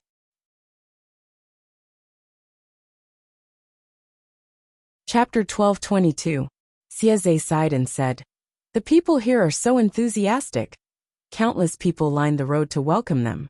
Warm handkerchiefs, sachets, and sachets fell like raindrops. Xieze was stunned and sighed with emotion. He was young, strong, and had a strong recovery ability. His heavy injury was almost healed, and now he was full of vigor again. Although he was a surrendered general, Jiang Pingji didn't give him any special treatment. The other people didn't know which general was which. They would throw sachets and handkerchiefs to whoever was wearing powerful armor, who was good-looking, and who had an extraordinary temperament. Xieze relied on his beautiful face that was gifted by his parents to swindle a lot of sachets and colorful handkerchiefs. His popularity was not much lower than Li Yun's. Tut, this cruel world that was heartless and only cared about looks. Seeing that this group of young people was so impressive and popular, Yang Si felt sour in his heart. Thinking back to those years, he was also flushed with success, and was the ideal husband in the hearts of countless beautiful ladies. Yang Si twirled his neatly trimmed beard and showed some sadness on his face. "Wenbin, do you think I'm really old?" He touched his face secretly. It felt good. In the words of the audience in the streaming room, it was full of collagen. Hanyu was riding on a horse, and silently looked at the people who were welcoming them. Everyone's face was filled with enthusiasm, respect, and joy from the bottom of their hearts. It reminded him of when he was young, when the emperor of Dongqing went out to worship the heavens, and the government runners forced the people to come out to cheer and kneel to welcome the emperor. When he compared the memory of his youth with the scene in front of him, he could immediately tell which one was real. Before he could recover from his memories, a few yellow sachets were thrown at him in a daze. Looking in the direction of the flying traces, he saw a few pretty girls boldly expressing their love to him. Hanyu blushed. Yang Si happened to disturb him again, and Hanyu got rid of the awkward atmosphere. Hanyu said bluntly, "Do you think you are very young?" If Yang Si was a few years older, he would be old enough to be a grandfather. Men are 31 flowers. Of course I am young. Although Yang Si's age could be rounded up to 4, he looked like he was in his early 30s, just by looking at his appearance. Hanyu glanced at Li Yun, Xieze, and the other little fresh meats, who had received so many flowers that their hands were sore. He then looked at the old bacon, Yang Si, and smiled without saying a word. Yangtze. Asterisk asterisk, asterisk asterisk. It was one thing for Hanyu to crush the two armies. But now that they were on the same side, why was Hanyu still against him? Yangtze had an ominous premonition. Could it be that he wouldn't be able to turn things around in the future? The cheers of the people were like a tsunami. Hanyu looked at her back and tightened his grip on the reins. In a trance, he seemed to see the other party wearing a dragon robe, walking up the stairs step by step. Perhaps she was the final destination. Hanyu smiled faintly. He seemed to be influenced by the enthusiasm of the people around him, and his mood became more and more joyful. Feng Zhen, Feng Jin, and the others had been waiting for a long time. Each of them craned their necks, waiting for the army to appear. He's here, he's here. My lord and the others are back. Seeing the commotion in the crowd from afar, the long-awaited army slowly appeared in sight. The second floor of the streets on both sides of the street was filled with onlookers. Most of them had only heard of Jiang Pengji's name, but they had never seen her in person. No matter how famous she was in the outside world, if they didn't see her with their own eyes, it would be unrealistic. Is the woman leading the army the Duke of Lanting? A certain scholar tried hard to control his manners. He couldn't be like those ordinary people who leaned against the window and stretched half of his body out. But he couldn't help but stretch his neck. After taking a look, he said, "She's indeed not an ordinary woman." Jiang Pengji was wearing the improved clothes for women. She looked crisp and elegant, and she would definitely become a fashion vane in Wanzhou. If she's an ordinary woman, what would Su Bei from Zhe County be? Another scholar said with a smile, "I thought the Duke of Lanting would be a strong and sturdy woman with dark skin like a boar. Looking at her now, it seems that although her appearance isn't stunning, it's not bad either." Many people had heard of Jiang Pengji's deeds. An image of a strong and sturdy man appeared in their minds. Who would have thought that she would be considered a beauty? I heard that the Duke of Lanting hasn't gotten married yet. I wonder what kind of man would be able to catch her eye. It can't be you or me. That's strange. Why hasn't the Duke of Lanting gotten married yet? Her knees are so shabby that it makes people anxious. Yes, anxious. Wei Si's policy of public opinion was still useful. The school of novels had also flourished in the past few years. There were storytellers on the streets and alleys, in restaurants and tea houses. Every day, people would bring small stools to listen to the stories. In the past few years, the territory under her rule was filled with brainless fans who sang praises of Jiang Pengji. Even though many scholars were quite critical of her identity as a woman, after staying in Wanzhou for a long time, they were unknowingly brainwashed. Before coming to Wanzhou, this was what they thought. She was just a woman. She could be glorious for a lifetime, but she would eventually marry, have children and retire. After coming to Wanzhou, this was what they thought. How could my Duke of Lanting be so handsome, so beautiful, so wise, so powerful, so unparalleled in the world? They were frantically cheering for the Duke of Lanting.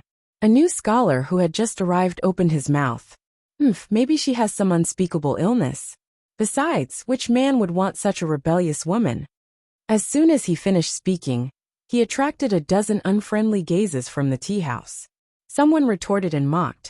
What a joke. A great hero like the Duke of Lanting should have carefully selected the best in the world. There are countless men and women in Wanzhou who are waiting for her favor. You are all frogs in a well. What you said just now is really hilarious. The new scholar's face turned green and white. He couldn't stay any longer, so he simply flicked his sleeves and left. When he went downstairs, he saw a few figures in blue and white holding onto the handrails as they went up to a private room on the second floor. Wow, so impressive. Sun Lan was wearing the blue and white school uniform of the Golden Scale Academy. She had 2 blue bags slung across her shoulders. There were a few books in the bags. According to normal times, they should still be in class at the Golden Scale Academy. However, the children wanted to see the world, so they begged their parents to apply for an hour's leave from the academy and came to watch the fun. Sun Lan and Qiguan Jinghui used both hands to lean against the window. They widened their eyes and carefully searched for their target. Jinghui, that's Uncle Qiguan. Sun Lan's eyes were bright, and he immediately found his target. Qiguan Jinghui looked in the direction he was pointing, and her eyes suddenly lit up. "Daddy, Daddy," she called out in the direction of the crowd, but the cheers around her were too loud and completely drowned out her voice. Seeing this, Qiguan Jinghui pouted. Sun Lan raised a hand and patted her shoulder. "You'll see Uncle later. Jinghui, don't be disappointed or sad."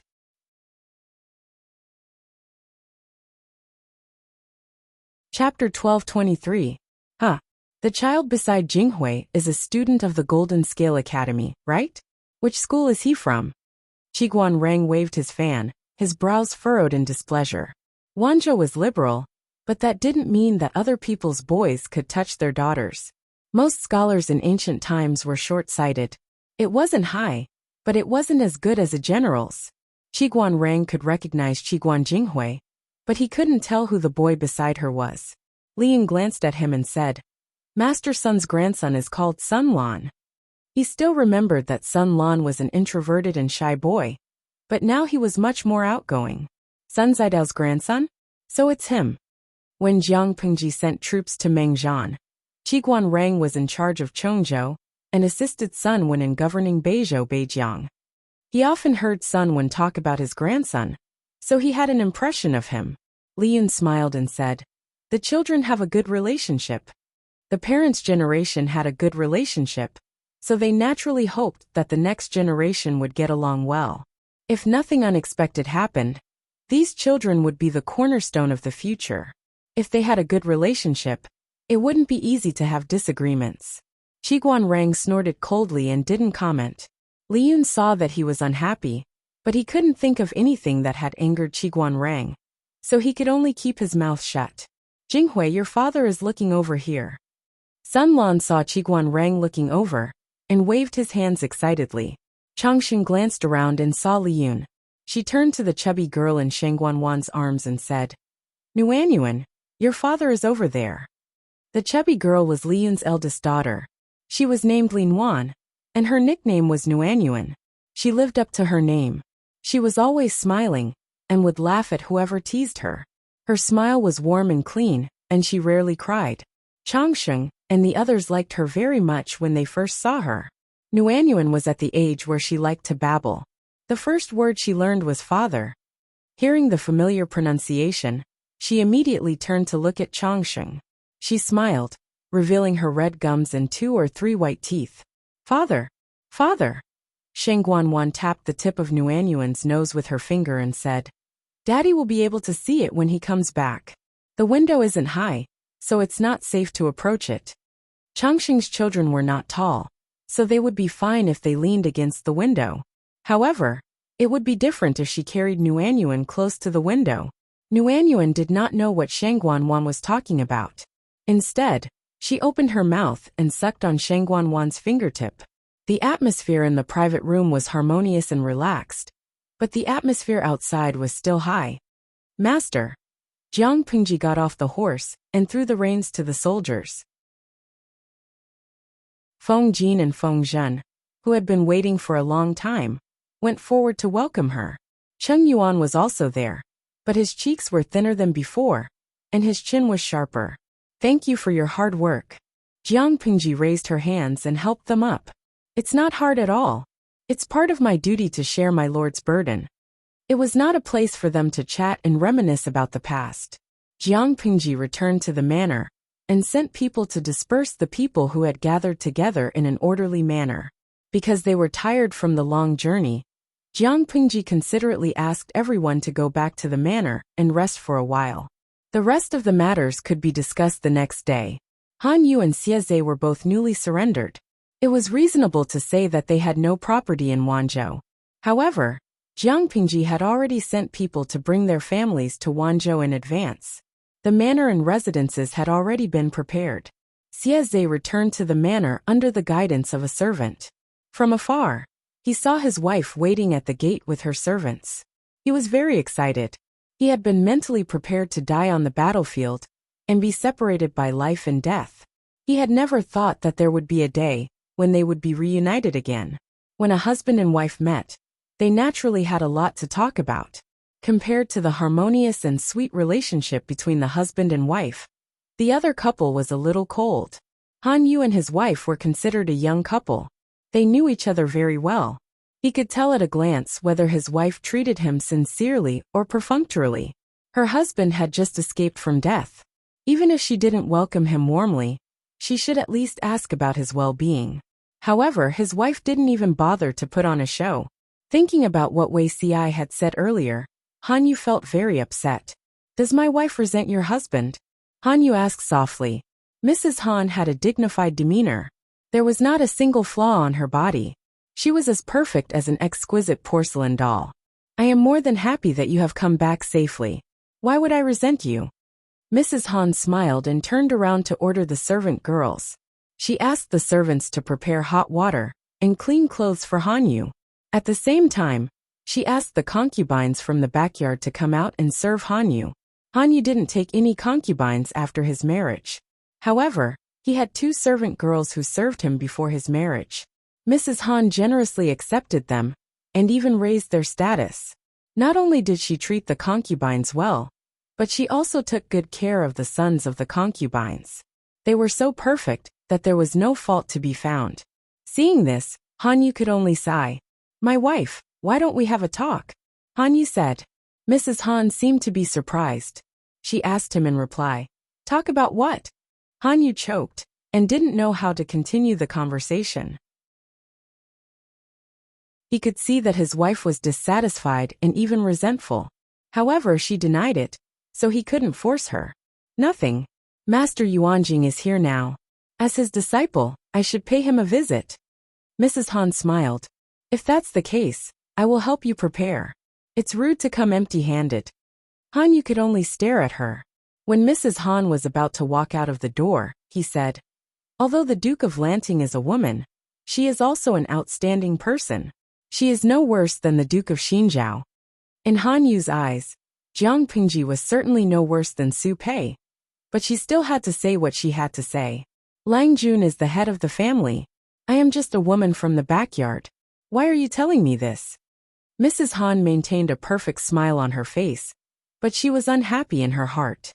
First, she was sent to Wanzhou as a captive. Although he didn't neglect or offend her, it still bothered her and made her feel bad. She thought that Han Yu would rather die than surrender. He might not imitate Qing Sun, but he wouldn't surrender to Lu Shi easily. She didn't expect that Han Yu would surrender to a new master so easily. Moreover, the new master was not close to the gentry, but friendly to the poor. Han Yu's surrender to Lu Shi became a joke among the gentry in Jia County, which made her feel even more ashamed. That feeling turned into resentment, but she buried it deep in her heart and didn't want to talk about it with others. Han Yu really didn't have a good eye. That day, every household was not peaceful. Lian went home, hugged his daughter and kissed his wife. He was so happy that he looked like a fool. Before the banquet started, the gatekeeper outside the house announced that a guest had arrived. "Who is it?" The gatekeeper said.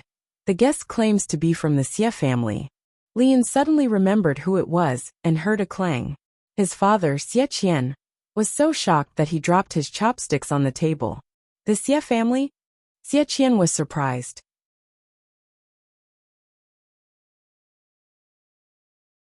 Chapter 12:24. Xie solemnly asked his wife to prepare a generous gift and brought his family to visit. However, he came at a bad time. Li Yan's family had just finished their meal. It wasn't that Xie didn't understand etiquette, but Li Yan's family accommodated Sheng Guanwan and their precious Lin Wan, who worked in the government office during mealtime. Xie told his wife about eldest uncle Xie Qian. His wife was also shocked. Although Xie Qian was from the previous generation, his position in the Xie family was special. After his accident, his courtyard in the Xie manor was sealed, and no one had the right to live in it. It was a courtyard with excellent feng shui. When Xie's wife married, she asked about it out of curiosity and found out about Xie Qian. "Lang Jun, is that really eldest uncle?" Madame Xie sat by his side and waited.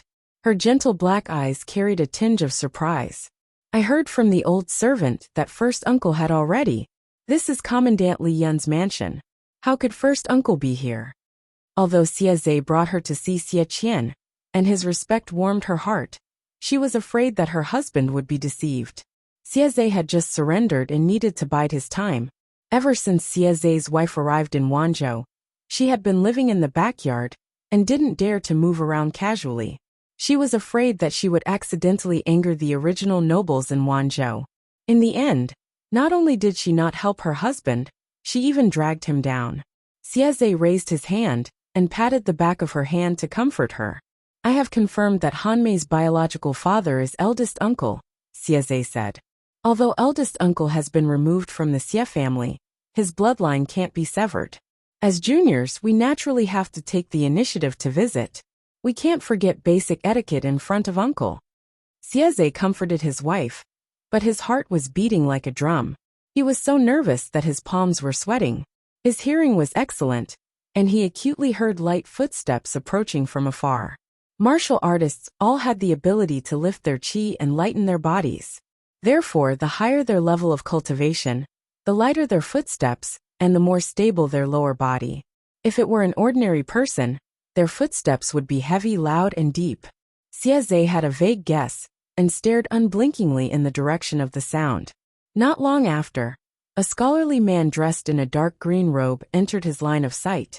This person's appearance was somewhat similar to Li Yun's. However, Li Yun had been on expeditions all year round, so there was always a bloodthirsty and sharp aura around him, along with a hot-bloodedness that could not be ignored. This middle-aged man, however, was different. His elegant bearing gave people a favorable impression. His brows were gentle, and his facial features were even more refined and elegant. If it wasn't for his lower body being stable and breathing, Xieze would have thought, "Eldest uncle? It's really eldest uncle." Xieze was dumbfounded. It took him a while to recover and solemnly bowed. Seeing this, Xieze's wife also bowed in respect. Xie Qian frowned at the young couple and got up to help them up. "There are no outsiders here. There's no need to do this." Xie smile. "Xie, uncle," Xieze smiled. "This is the first time I've brought a relative to see you. I can't miss out on this gift." Even if they were a family, they couldn't be rude. Xie Qian said, "I heard from Hanmei that you're second brother's fifth son? I haven't seen you for a few years and you've grown up." Xieze said, "Eldest uncle, you can call me Yuan Gui." "Yuan Gui?" Xie Qian's expression froze. "Your father gave you this name?" "Zay." It had rules and a role model. It was a good name, but when read, it was such a coincidence. "Yes, father gave it. He even said that it took him a long time to choose. If eldest uncle was still here, with his literary talent, he wouldn't have to go through so much trouble." Xieze didn't realize what was wrong until he realized it. He asked Xie Qian anxiously, "Eldest uncle, is there something wrong with this name? Or did I accidentally offend someone's taboo?" Xie Qian smiled. "There's nothing wrong with it. It's just that the pronunciation is misleading." Xieze didn't understand. Xie Qian didn't tease Xieze. As soon as he saw Xieze, he knew that he was a straightforward person like many of the Xies. Honest people were also innocent. It was better not to bully them. "There's an object in the carpentry workshop called a compass. It's the word for circle, and the word for regulation. It's used to make things, and seems to be an indispensable tool in the carpentry workshop. I only heard about it recently, and may have misunderstood it. I hope you won't hold it against me." With that, Xieze understood. So his name and tool had been pronounced with the same pronunciation. He was a broad-minded person. There were many people in the world with the same name or character. It wasn't a big deal. Little did he know that Xieze's character had made him the most famous general of this era. Students couldn't memorize famous people in history, but when compass was mentioned, they couldn't help but think of Xieze. Xieze said, "If I can make uncle happy, it doesn't matter if I misunderstood." Xie Qian smiled gently at him. As expected of a direct descendant of the Xies, he always liked to play straight, and didn't know how to beat around the bush. Although he had given up on returning to the clan, he couldn't remain indifferent when he met the Xies descendants many years later. He asked about his relatives with concern, and Xieze answered them one by one. Before Xie Qian could sigh, a meatball suddenly rolled in from outside. "Grandpa, Nuanuan."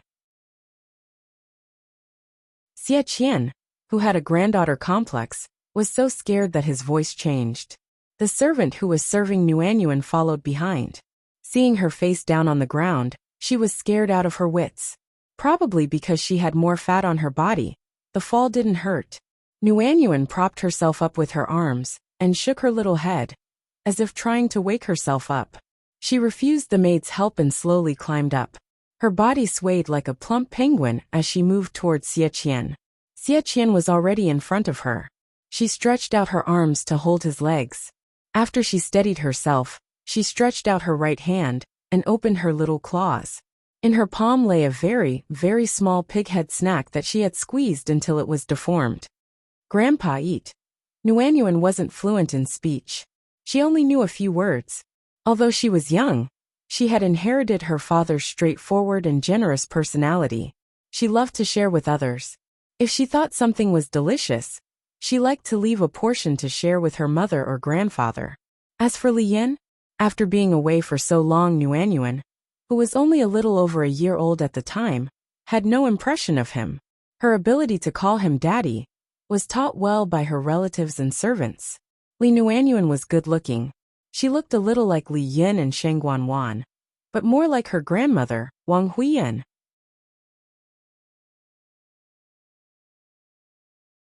Chapter 1225. Alright, Grandpa, eat. Xie Qian didn't mind that the pastry pig had been squeezed out of shape and sucked the sweat from his palms.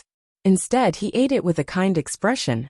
Xieze asked curiously, "Is this cousin's daughter?"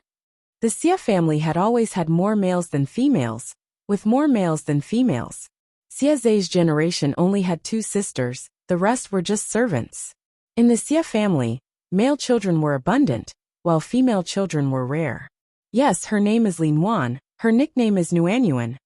Xie Qian picked up the plump Nuanyuan.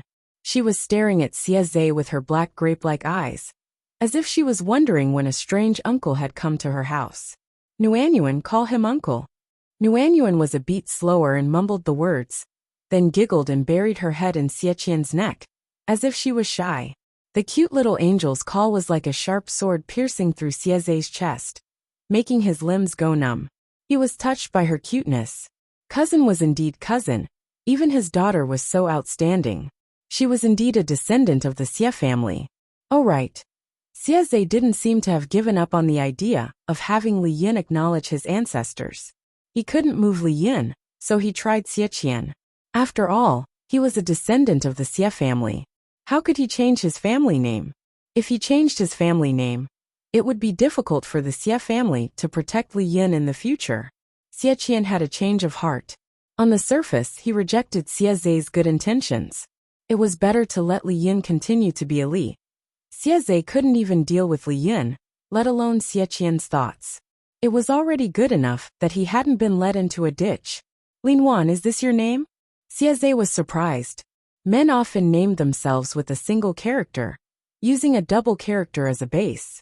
Women used a double character, avoiding a single character. Of course, this was only for those who were particular about it. If the common people had a decent name, it would be great. Why would they be afraid of single and double characters? For example, Li Yun's childhood nickname was Li Gozhu. Not just Gozhu, but many people also named him Tai Dan, Sha Dan, Xuanzi and the like. It was good enough to have a name that people could call. Why would they be particular about it? Xie Qian said. The trend in Wanzhou has been like this in recent years. I'm afraid that Nuanyuan will also walk the path of a military general in the future. Taking a double name sounds too soft. Even though Xie Qian could not imagine the scene of Nuanyuan, who looked like his wife, Wang Huiyan, wielding a knife and a gun, it was a family tradition, so he had to learn it. In the entire Xie clan, there was no need to talk about the male clansmen, as they had been beaten since they were young. The female clansmen also had to learn some martial arts. Nuanyuan's surname was Li, but she still had the blood of the Xie family flowing in her veins. Naturally, she could not abandon the family inheritance. Xieze thought of his lord's name, Lu Shi, and immediately understood who had started the trend of women taking single characters. Xieze's wife was shocked. She couldn't imagine what her uncle was thinking. He actually wanted Lin Wan to grow up and become a general to kill enemies. Uncle, swords have no eyes on the battlefield, Nuanyuan, Xie Qian said. Wanzhou has a complete system for female soldiers. If Nuanyuan wants to go to war, she'll probably start from the bottom. She won't face danger head-on. She had to train her courage first before killing the enemy to earn military merits. Although Xie Qian spoiled his granddaughter, he did not spoil her inappropriately. Anyone with a discerning eye could see that Xie Qian had trained Lin Wan as the legitimate heir. None of the heirs of the Xie clan are useless. Although Nuanyuan is young, she is full of intelligence. It would be a pity if we don't teach her well. Nuanyuan didn't know what the adults were talking about. She only knew that they were all good-looking. She was well-behaved and entertained herself. Sometimes she pulled Xie Qian's sleeve, and sometimes she entertained herself. She giggled without crying or making a fuss. Which couple wouldn't like such a beautiful little angel? They liked her so much that they couldn't wait to give birth to a daughter who was as well-behaved and obedient as Nuanyuan. Compared to the harmony in the Li residence, Han Yu's situation was a bit awkward. He had wanted to take his wife to see Master Yuanjing. Han Yu had always respected Master Yuanjing as a father. Now that he was taking his wife to see Master Yuanjing, the meaning was obvious. He tried his best to ease the relationship between husband and wife, but Mrs. Han was stubborn and arrogant, so it didn't work. Mrs. Han politely declined Han Yu's proposal. Instead, she urged Han Yu to leave the house as soon as possible with the excuse that it was getting late. Paying a visit to someone's home was also very particular. The most basic etiquette was not to suddenly visit the host while the host was eating. Han Yu looked at the sky and decided to visit Master Yuanjing's house alone with a generous gift. Most of Jiang Pingji's people were gathered in one place. Although Master Yuanjing wasn't one of them, he was still assigned a house in a good location. Han Yu's house was only 2 streets away from Master Yuanjing's house, so it wouldn't take much time to get there. Han Yu's face darkened. Even if Mrs. Han didn't say it out loud, she was very thorough in her work. But Han Yu was her husband who shared the same bed with her. How could he not understand? Han Yu could see that Mrs. Han's attitude towards Master Yuanjing was distant and arrogant. That made Han Yu very angry. Master Yuanjing became famous because he defeated the northern borderline and took back the 3 cities. He became a famous man in the 5 kingdoms. Once he became famous, people would dig into Master Yuanjing's past. His ancestors had been prominent nobles during the 16 Kingdoms period. But after 2 generations, they were punished for their words and fell into dire straits. In Master Yuanjing's generation, the whole family was so poor that they only had a genealogy book.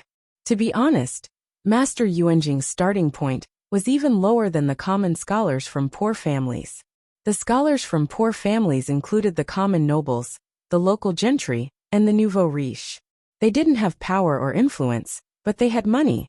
Even if he was famous and had students all over the world, he was not a great person in the eyes of the old and stubborn gentry.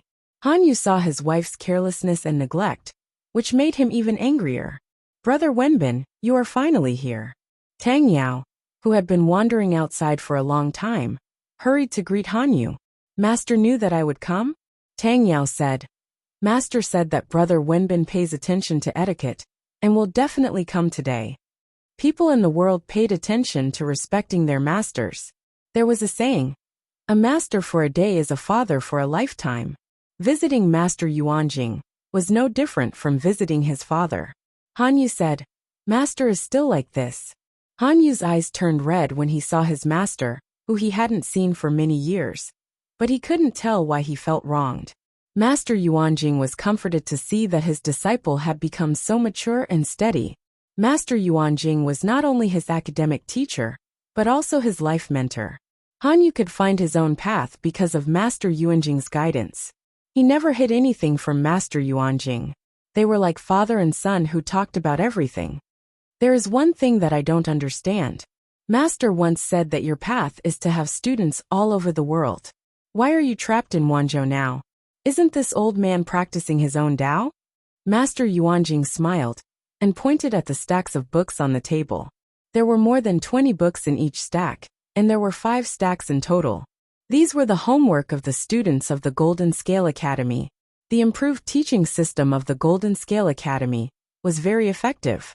Compared to Master Yuanjing's previous teaching efficiency, it was like taking a rocket to the sky. There were so many students, but according to the previous standard, there were not many who were qualified to study. There was only one child prodigy like Feng Yi.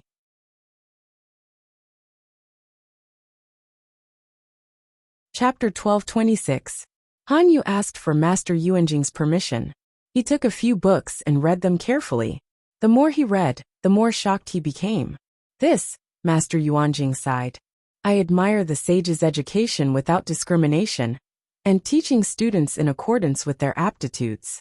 I've been vigilant for many years, and I dare not slack off. But I'm weak and my energy is limited. Even if I'm ambitious, I'm still not as good as the sage. Master Yuanjing advocated education for all. What did education without discrimination mean? In layman's terms, anyone could receive education. No matter if they were smart, stupid, virtuous, or unworthy, they could all eliminate their differences through education. The ambition and ideal were beautiful, but the result was heart-wrenching. Master Yuanjing was only one person. He only had one mouth and two hands. His lifespan was limited to that of an ordinary person. Even if he was obsessed with education, the number of students he could teach was limited, let alone enlighten the people. Because of the limited resources, Master Yuanjing's education without discrimination was also an elite education. He unconsciously tilted the educational resources to the smart students. Master Yuanjing realized this, but he was powerless to change the situation. This problem had been bothering him for a long time. It wasn't until he came to Wanzhou that he suddenly understood the crux of the problem. Instead of worrying about scarcity, he worried about inequality. Because of the shortage of educational resources, the limited resources would be tilted to the talented students to ensure the maximum benefits. Master Yuanjing made a bold assumption. What if the educational resources could be expanded until there was a surplus? Then every student would have enough educational resources. With this premise, the education without discrimination could be implemented, and the realm of teaching students in accordance with their aptitudes could be further achieved. Han Yu put down the students' homework in shock and secretly calmed himself down.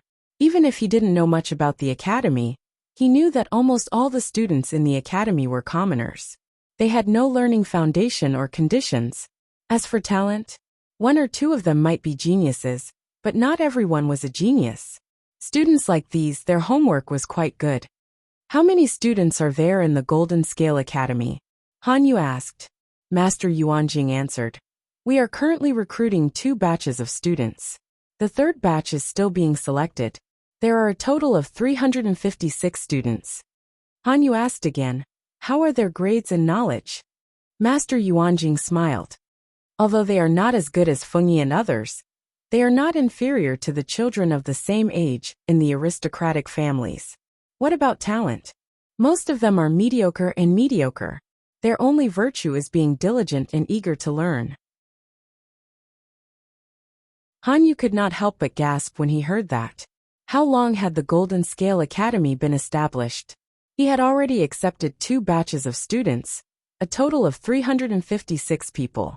Their learning speed and depth were not the slightest bit inferior to their peers, who were studying in the landowning household school. This was very frightening.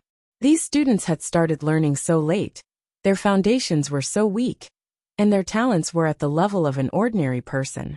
Even if they were to hang themselves from a beam, it would still be very difficult for them to catch up with the learning speed of the aristocratic families. One had to know that most of the children of landowning households started studying at the age of 3. The students of the Golden Scale Academy were 4 to 5 years behind them. They were 4 to 5 years behind, but they could barely catch up. Wasn't that terrifying? If it wasn't a problem of talent, then it was a problem of learning methods and the education system. Han Yu spotted the core with his sharp eyes. What was the purpose of this Golden Scale Academy? He could not help but ask the question in his heart. Master Yuanjing smiled, but did not speak. He stood up and took out an unusually heavy booklet. The booklet was as thick as a knuckle, and the xian paper was filled with words. They were all Master Yuanjing's handwriting. Some of the words were neat, some were more random, and some were scribbled. They must have been written in a hurry. Han Yu flipped through the booklet carefully. He found that the booklet could be called The History of the Growth of the Golden Scale Academy. Every step of the reform was recorded in detail. The students were divided into classes according to their age and learning progress. The learning content was also systematically classified into subjects. The students' daily time was planned in detail. Different classes would learn different subjects at the same time, making perfect use of the master's teaching time. The content of the students' learning was also from shallow to deep. What was even more amazing was the new rhymes of Chinese, which greatly lowered the threshold of learning. Although the educational task was heavy, it was indeed clearer than the landowning household school. The learning efficiency of the two could not be compared.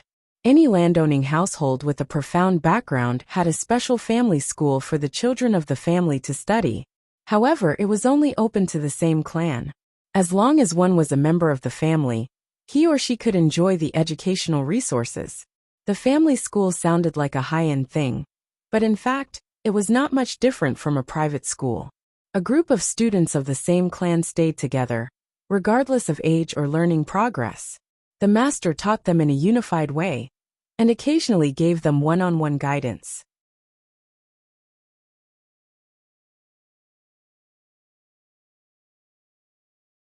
Chapter 12:27. The two of them talked for a while more. Master Yuanjing looked tired, and Han Yu took the initiative to leave. "Rest early, master. I will visit again tomorrow," Master Yuanjing said. "The war has just ended. You must be busy. Don't worry about an old man like me. You can go about your business." He asked Tang Yao to see Han Yu off. He washed up and got ready to rest. However, it was destined to be a restless night. The guard at the corner door told him that there was a guest outside. "What kind of mysterious guest is this?" Master Yuanjing frowned. He didn't go directly to the front door. Instead, he went to the corner door sneakily. The guard took out an object and handed it to Master Yuanjing. Master Yuanjing's pupils shrank after he saw it. Master Yuanjing turned his wrist and held the object tightly in his palm. His knuckles turned blue because of the force. "Ask that person to wait for me in the study. Let him in quietly. Don't disturb the others." Master Yuanjing's expression was a little strange. After the gatekeeper left, he released his clenched fist and revealed a jade guanyin. The jade was cold. There was a tinge of blue in the green. The green was pure and strong. In the eyes of the common people, this kind of jade was not expensive. No matter how good the quality was, it couldn't be compared to other famous jade. The aristocrats would never play with this kind of cheap stuff. But Master Yuanjing knew that this kind of jade was called jade. It was said that it was the most expensive and rare imperial jade. He had learned about jadeite thanks to a young friend he had made despite the age gap. "Gu Min," he murmured. Jade was very rare. It was produced in the southwest border. The local people didn't pay much attention to it. They wouldn't waste manpower to transport it to the 5 countries in the Central Plains. Only one person was interested. He happily played with the jadeite and secretly collected a lot of treasures. "You don't understand. This thing will be rare in the future. If I collect it now, the future generations will definitely thank me." Only Gu Min would use jade to carve a jade Buddha. Who was the guest outside? When the guest was secretly brought in, Master Yuanjing's eyes suddenly became sharp. He stared at the person. Judging by the figure, the person was a teenager. His footsteps were heavy and messy. He probably didn't know any martial arts. The person closed the door of the study and turned to Master Yuanjing. He took off his wide hood as he walked. A delicate face was revealed after the hood was taken off. The noble aura he exuded made him look like a pampered and spoiled son of an aristocratic family. "My name is Lu Zhao. Master Yuanjing." Lu Zhao. Master Yuanjing's expression didn't change, but he understood. The person who came with the jade Buddha was most likely a descendant of Gu Min. Although Lu Zhao was the son of a concubine, his real identity was the legitimate son of Gu Min and Lu Shi. Master Yuanjing faked a smile and said, "Why are you visiting me so late at night?" For a moment, Countless thoughts flashed through his mind, and he looked at Lu Xiao with a measuring and scrutinizing gaze. As smart as he was, he could not think of the reason why Lu Xiao would look for him in the middle of the night. He was even more unwilling to think of a conspiracy theory. "It is," Master Lu said. "He, Master Yuanjing." "Master." Lu Xiao's expression was serious, and his eyes were bright. There wasn't the slightest bit of frivolity in them. He said, "This matter is of great importance. I hope that you won't deny it." Master Yuanjing said, "Tell me. For the sake of your mother, I will do my best to help you." He didn't say anything. If Lu Xiao wanted to seize power, he wouldn't help him. If it was something else, of course, anything that Gu Min's family got involved with was not a small matter. Lu Xiao said, "Master, do you know that Lu Shi is not the real Lu Shi?" Master Yuanjing said calmly, "I know. But so what? Do you want me to get rid of her?" She was quite capable. Monk Liaochen could see it. Of course, he could see that Jiang Pingji was extraordinary. Although reincarnating in another person's body was quite scary, it was nothing to a fraud of his level. Wei Xi's attitude and reaction were the key to his trust in Jiang Pingji. He still remembered the first time he met Gu Min, and the world she described. But only Lu Shi could create such a magnificent and beautiful world. No, it should be said that he had replaced Lu Shi as an otherworldly person. If Lu Xiao wanted to go against Lu Shi, Master Yuanjing wouldn't help him, even if he was the son of an old friend. Lu Xiao shook his head and said in a low voice, "I've never had such a thought. She's my sister, and I really treat her as my sister. According to my dead mother, she's related to the fate of the world. She can't be touched. But I know who wants to touch her." Master Yuanjing was surprised. "Then why did you come today?" "It's very important to me to touch my sister's people," Lu Xiao said. "I suspect that my father Lu Shi has been possessed by a villain. He's plotting something big. My real sister, Lu Shi, is missing. I'm here today to ask if there's a plan that satisfies both sides." Lu Xiao was greedy.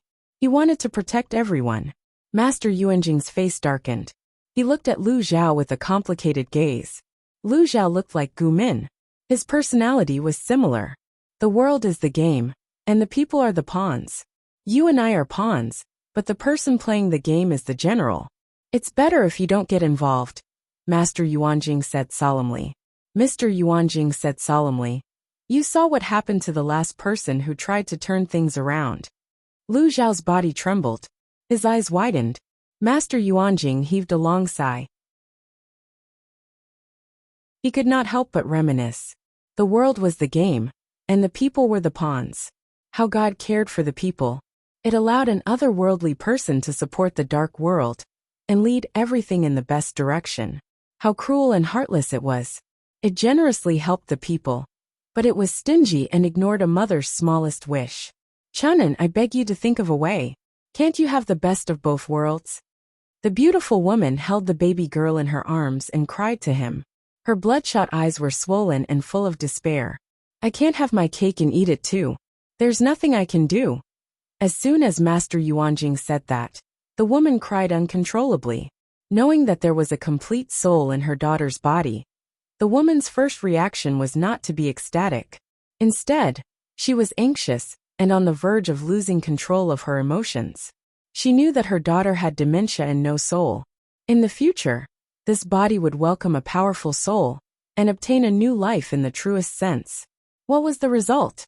Her daughter was born with a complete soul.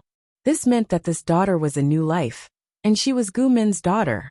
How could she accept that after she raised her daughter for 12 years, her body was occupied by another destined soul? That was her daughter. If she did not do that, the Jiang dynasty that should have been established would no longer exist, and the chaotic world that should have ended early would have continued. If the chaotic world continued, there would be countless lonely souls and wild ghosts. Even if the world was divided and united, the dynasty that was established was not the Jiang dynasty. Even if history would slowly develop, how long would it take to truly enter the developed modern era? 500 years or 1,000 years? The Jiang dynasty only used 300 years. When the Jiang dynasty stood at the top of the world, other places were still backward and barren. There were endless wars, and the people were ignorant and ridiculous. If the butterfly had the Jiang dynasty, there would be many more innocent souls.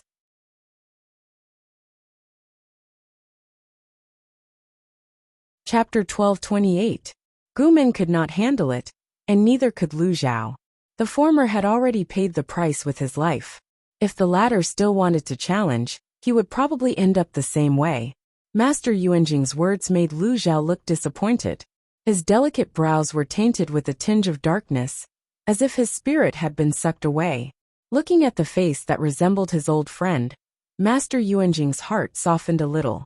You can try to trust Lu Shi. According to my observation, he is not someone who would kill indiscriminately without principles. He has a strong heart. Lu Zhao said blankly. There are similar words in my dead mother's handwriting. Of course I trust her, but she and my father, Lu Shi, are not the same kind of people. They both have their own plans. They obviously want to kill each other, but when they meet, they are kind and filial. I can't see any flaws. I am also puzzled. What other plans do they have in their heads? The premise of trust is honesty. His dead mother, Gu Min, and Master Yuanjing both said that Jiang Pingji was trustworthy, but she said nothing. Lu Zhao did not feel safe. He trusted Jiang Pingji, but he would not be 100% honest. He still left some leeway. No matter what they are planning, did they involve Lang Jun? Master Yuanjing tried to enlighten him. My sister did not do anything, but my father. Lu Zhao secretly gritted his teeth. A few months ago, my father planned to be a matchmaker for me to marry a hunter's daughter. I received news that the hunter's daughter is most likely the body that the real sister, Lu Shi's soul, resides in. If I marry her, isn't it going against human relations? In a panic, I could only beg concubine Dai to escape Chongzhou overnight. After thinking about it, it seemed that everything was not right. After careful investigation, I realized that there was no hunter's daughter. My previous speculations were all wrong. It was obviously a bait thrown by someone else. I exposed my identity carelessly. I'm afraid my life is on the line. Lu Zhao fleeing Chongzhou in the middle of the night was not a rational choice.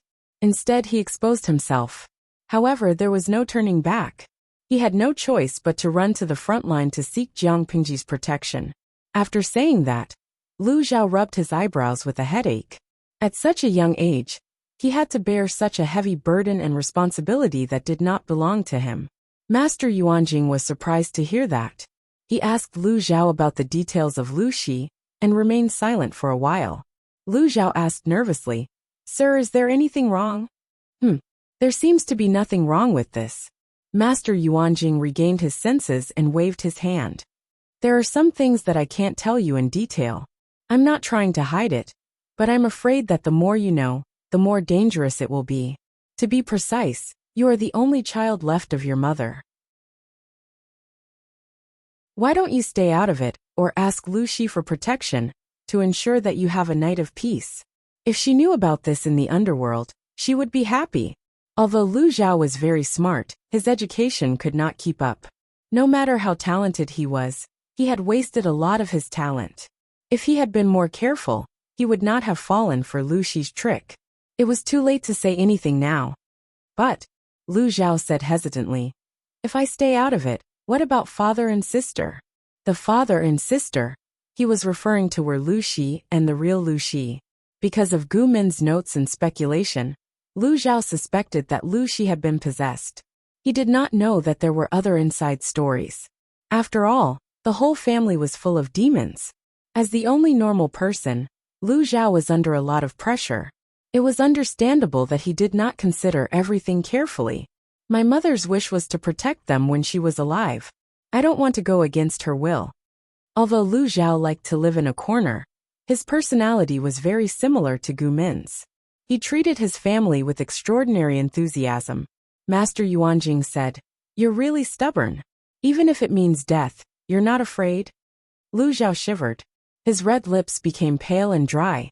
Of course I'm not afraid. The Lu Zhao in front of him seemed to overlap with the woman from decades ago. Chunin, you can call me greedy or stupid, but I want both. This daughter is my lifeblood. I can't bear to lose her. But I also don't want history to change, because of me. I can't be a sinner. I'm sure I can find the best of both worlds. In the end, Gumin lost her life because of her greed. Betting on everything did not change a little. Master Yuanjing did not know how she died, but it was definitely not as simple as an illness. After so many years, he did not suspect Lu Shi. After all, after Gumin's death, he went to Hu County and experienced dangerous situations. Now it seemed, everyone seemed to be hiding deep. Lu Zhao left Master Yuanjing's residence with disappointment. He put on his hood again to cover his face, and sneaked out from the corner door. He did not dare to light a lamp. It would be bad if he was discovered. But just as he went around the intersection, a slender black shadow came into view. The person was holding a long knife. He was scared out of his wits. Jiang Pingji sneered and said sarcastically, "You're so timid. How dare you go out in the middle of the night?" Lu Zhao heard the familiar voice. His squatting posture stiffened with his hands on his head. Sis. This time, not only was Lu Zhao scared out of his wits, he almost forgot how to speak human language. Go home. Although there is no curfew in the city, it's not safe for you to be outside alone. Jiang Pingji held the war god's sword in her left hand. She put her right hand on her waist and leaned against the wall. She leaned forward a few degrees toward Lu Zhao. Ah. Lu Zhao stood up with weak legs. He glanced at the war god's sword, afraid that the blade would kiss his neck in the next second. Lu Zhao walked 2 steps behind her like a little wife. He lowered his head and looked up from time to time to see Jiang Pingji's back. "That sister. I didn't mean anything bad by looking for Master Yuanjing." Jiang Pingji snorted. "I know. If you dare to reveal any of your ambitions, Master Yuanjing will look for me." Although Master Yuanjing did not make a clear statement, he was indeed on Jiang Pingji's side. Because in this world, only Jiang Pingji could help Master Yuanjing practice his way. Lu Zhao could not do it. If Lu Zhao was really ambitious, he would not be able to come up with a more valuable bargaining chip. He would not be able to persuade Master Yuanjing to change sides. He would even expose himself. Jiang Pingji also believed that Lu Zhao would not do such a stupid thing. "Sister." Lu Zhao remembered what Master Yuanjing and his late mother Gumin said. He took a deep breath and asked, "I want to ask a favor of you." Jiang Pingji smiled. "I refuse." "Ah." Lu Zhao choked. "Why?" "Sister, you haven't heard me out. I'm easy to talk to. As long as my life, dignity, and principles are not violated, everything is negotiable. Otherwise, there's nothing to talk about." Lu Zhao shut his mouth. He looked a little embarrassed. Jiang Pingji pressed her hand on his head and smiled. "Why are you so depressed? Come smile for me." Lu Zhao forced a smile that was uglier than crying. "Don't think too much.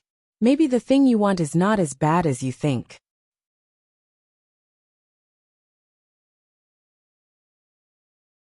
Chapter 12:29.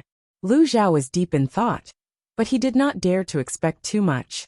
Jiang Pingji did not explain further. After all, it was enough for her to be clear about many things. The more people who knew, the easier it was for things to go awry.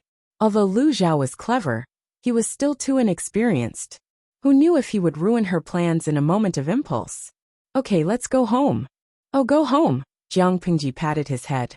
She smiled warmly. If Lu Zhao dared to summon the courage to look straight at her, he would have realized that Jiang Pingji's eyes were filled with warmth. It was not a simple perfunctory act. The siblings put their arms around each other's shoulders. Jiang Pingji turned her head and glanced at Lu Zhao, who was only a little taller than her. In this era, Lu Zhao was not considered short. At least he was above average. He was as tall as a pine tree. However, in Jiang Pingji's eyes, he could only be considered petite. "Zhao you rejected the marriage proposed by father. Do you have any thoughts?" "Sister, why did you suddenly mention this?" "Parents' orders and matchmakers' words. Marriage has always been decided this way. How can I make my own decisions?" Lu Zhao was startled. He probed. "I'm not asking for much. As long as she's good-looking and has a good personality." The most important thing was that she had to be a normal person. Important things had to be repeated 3 times. Lu Zhao did not want the person by his side to be a demon who had been possessed, a monster who was born with knowledge, or something else. It was too scary. As long as she was a normal person, he would not be picky even if she was ugly, stupid, or had a lower family background. Jiang Pengji frowned. Although marriage is decided by the elders, you are the one who will spend a lifetime with her. To put it crudely, only your own feet will know if the shoes fit. The most important thing is that you like her. Only after marriage can there be harmony. Lu Zhao was still an underage youth. Even if he was clever, his temperament was still somewhat reserved. His cheeks were slightly flushed, and his expression was somewhat unnatural. It's not that I want to decline, but I really haven't seen many. How can I like her? If it was possible, Lu Zhao really wanted to be single for the rest of his life. It was fine if his wife was obedient, but if she was restless and urged him to fight for power or play tricks in secret, wouldn't that be harming him? It was better not to marry such a troublesome wife. Jiang Pengji frowned and said, there really aren't many decent families in Wanzhou. Why don't I go back and ask Huayu if there are any women of suitable age in the Feng clan? You're not young anymore. You'll be crowned in a year or two. You can't not have a marriage. Lu Zhao was shocked. Did his sister mean to make the Feng family his wife? Sister, I'm still young. Why don't you let me stay for 2 more years? Lu Zhao smiled and shamelessly begged for mercy, but in his heart, his palms were sweating. Letting the Feng family become the Yu family was the same as wanting him to die faster. If I get married, how can I find an excuse to ask elder sister for a red seal during festivals? This little brother doesn't have anything of value. It's already difficult for me to support myself, let alone a family. Lu Zhao racked his brains, wanting to decline. I'm very poor now. Every day, I'm waiting for you to give me a big red seal to help me. Lu Zhao refused to give in. He shamelessly asked Jiang Pengji for this year's red seal gift in advance. It's almost New Year's Eve. Why don't you reward me first? Jiang Pengji was helpless against Lu Zhao. Judging from his words and actions, Lu Zhao's desire to live was extraordinarily strong. If he was allowed to live, he could live until the end of time. If he cherished his life so much, why couldn't he think of intervening in a situation he shouldn't have? Okay. We've won a few battles this year. Our income has increased a lot. Your sister isn't stingy. The red seal I gave you is not small. Jiang Pengji put her hand on Lu Zhao's shoulder and sent him back to her mansion. Lu Zhao didn't have a family and career. He didn't have a house in Wanzhou, so naturally, he could only squeeze in with her. Jiang Pengji asked someone to prepare supper for Lu Zhao so that he could eat before going to sleep. Where's elder sister? Lu Zhao asked her. Tens of thousands of troops have been fighting a war for 2 years. There are still many things to deal with. I'll be busy for a while, Jiang Pengji said matter-of-factly. If you handle these things well, the people under your rule will have a good new year. Don't worry about it, Zhao. Remember to sleep early. Lu Zhao stood in the corridor and listened to Jiang Pengji's words. His wide hood was piled on his shoulders, casting a large shadow. The candlelight there was not bright. Half of Lu Zhao's face was hidden in the shadows. He watched Jiang Pengji leave with a complicated expression. His eyes were filled with unfathomable thoughts. At some point, he sincerely wished that this person was his sister. As her younger brother, he could be proud of her. However, he knew very well that this was just his wishful thinking. Lu Zhao fell asleep with his mind full of thoughts. He didn't know that his hard-working model sister had jumped into Wei Xi's mansion with a basket of documents. She held a pen in her mouth and hung upside down under the eaves of the bedroom like a bat. She raised her hand and knocked on the window. Dong, dong, dong. The crisp sound was especially clear in the dark night. After a while, 2 candles lit up in the pitch-black room. Wei Xi was carrying one of them as he limped towards the window. Creak! Wei Xi raised his hand and opened the window a crack. Jiang Pengji's upside-down face suddenly came into view. Wei Xi was speechless. I don't have the energy to work overtime and stay up late alone. Jiang Pengji first put the basket on the ground, then flipped over and leaped into Wei Xi's room through the window. She then turned around and carried the basket in. I saw that your walking posture was strange. What's wrong with you? Jiang Pengji talked on, not giving Wei Xi any room to react. I'm fine. Wei Xi sighed softly and limped into the room. He raised his hand and closed the window. What was it like to have a master with superb martial arts skills? Wei Xi felt that she would appear in front of him at any time, any place, and under any circumstances. She could stimulate him at any time and any place. Jiang Pingji carried the basket and looked down at Wei Xi's feet. Only then did she realize that there was a lump of black hanging on one of his legs. Inging. It seemed to have noticed Jiang Pingji's line of sight. The lump of shadow turned its large face and stared at her with its black pearl-like watery eyes. It made two sounds from its mouth. It used its claws to hug Wei Xi's thigh and calf, putting the weight of its entire body on this leg. It was probably a little heavy. Wei Xi could only rely on shifting when he walked, so his walking posture was a little limping. Jiang Pingji said, "You haven't fed it to death yet?" She had not bothered with it since she threw it to Wei Xi. She thought that it had long been stolen and roasted by some greedy soldier. Wei Xi said, "This is the young master appointed by the Lord. How would I dare to neglect it?" It was Jiang Pingji's turn to be dumbfounded. When did she appoint a panda as the young master? You're tuning in to the Li Mei's Sword of Destiny YouTube channel. We're so grateful for your support, and don't forget to subscribe to join us on this incredible journey through captivating stories. Your generosity through donations truly makes a world of difference, as it's the primary source of revenue that allows me to expand and enhance this channel for you. Thank you from the bottom of my heart for being a part of this adventure.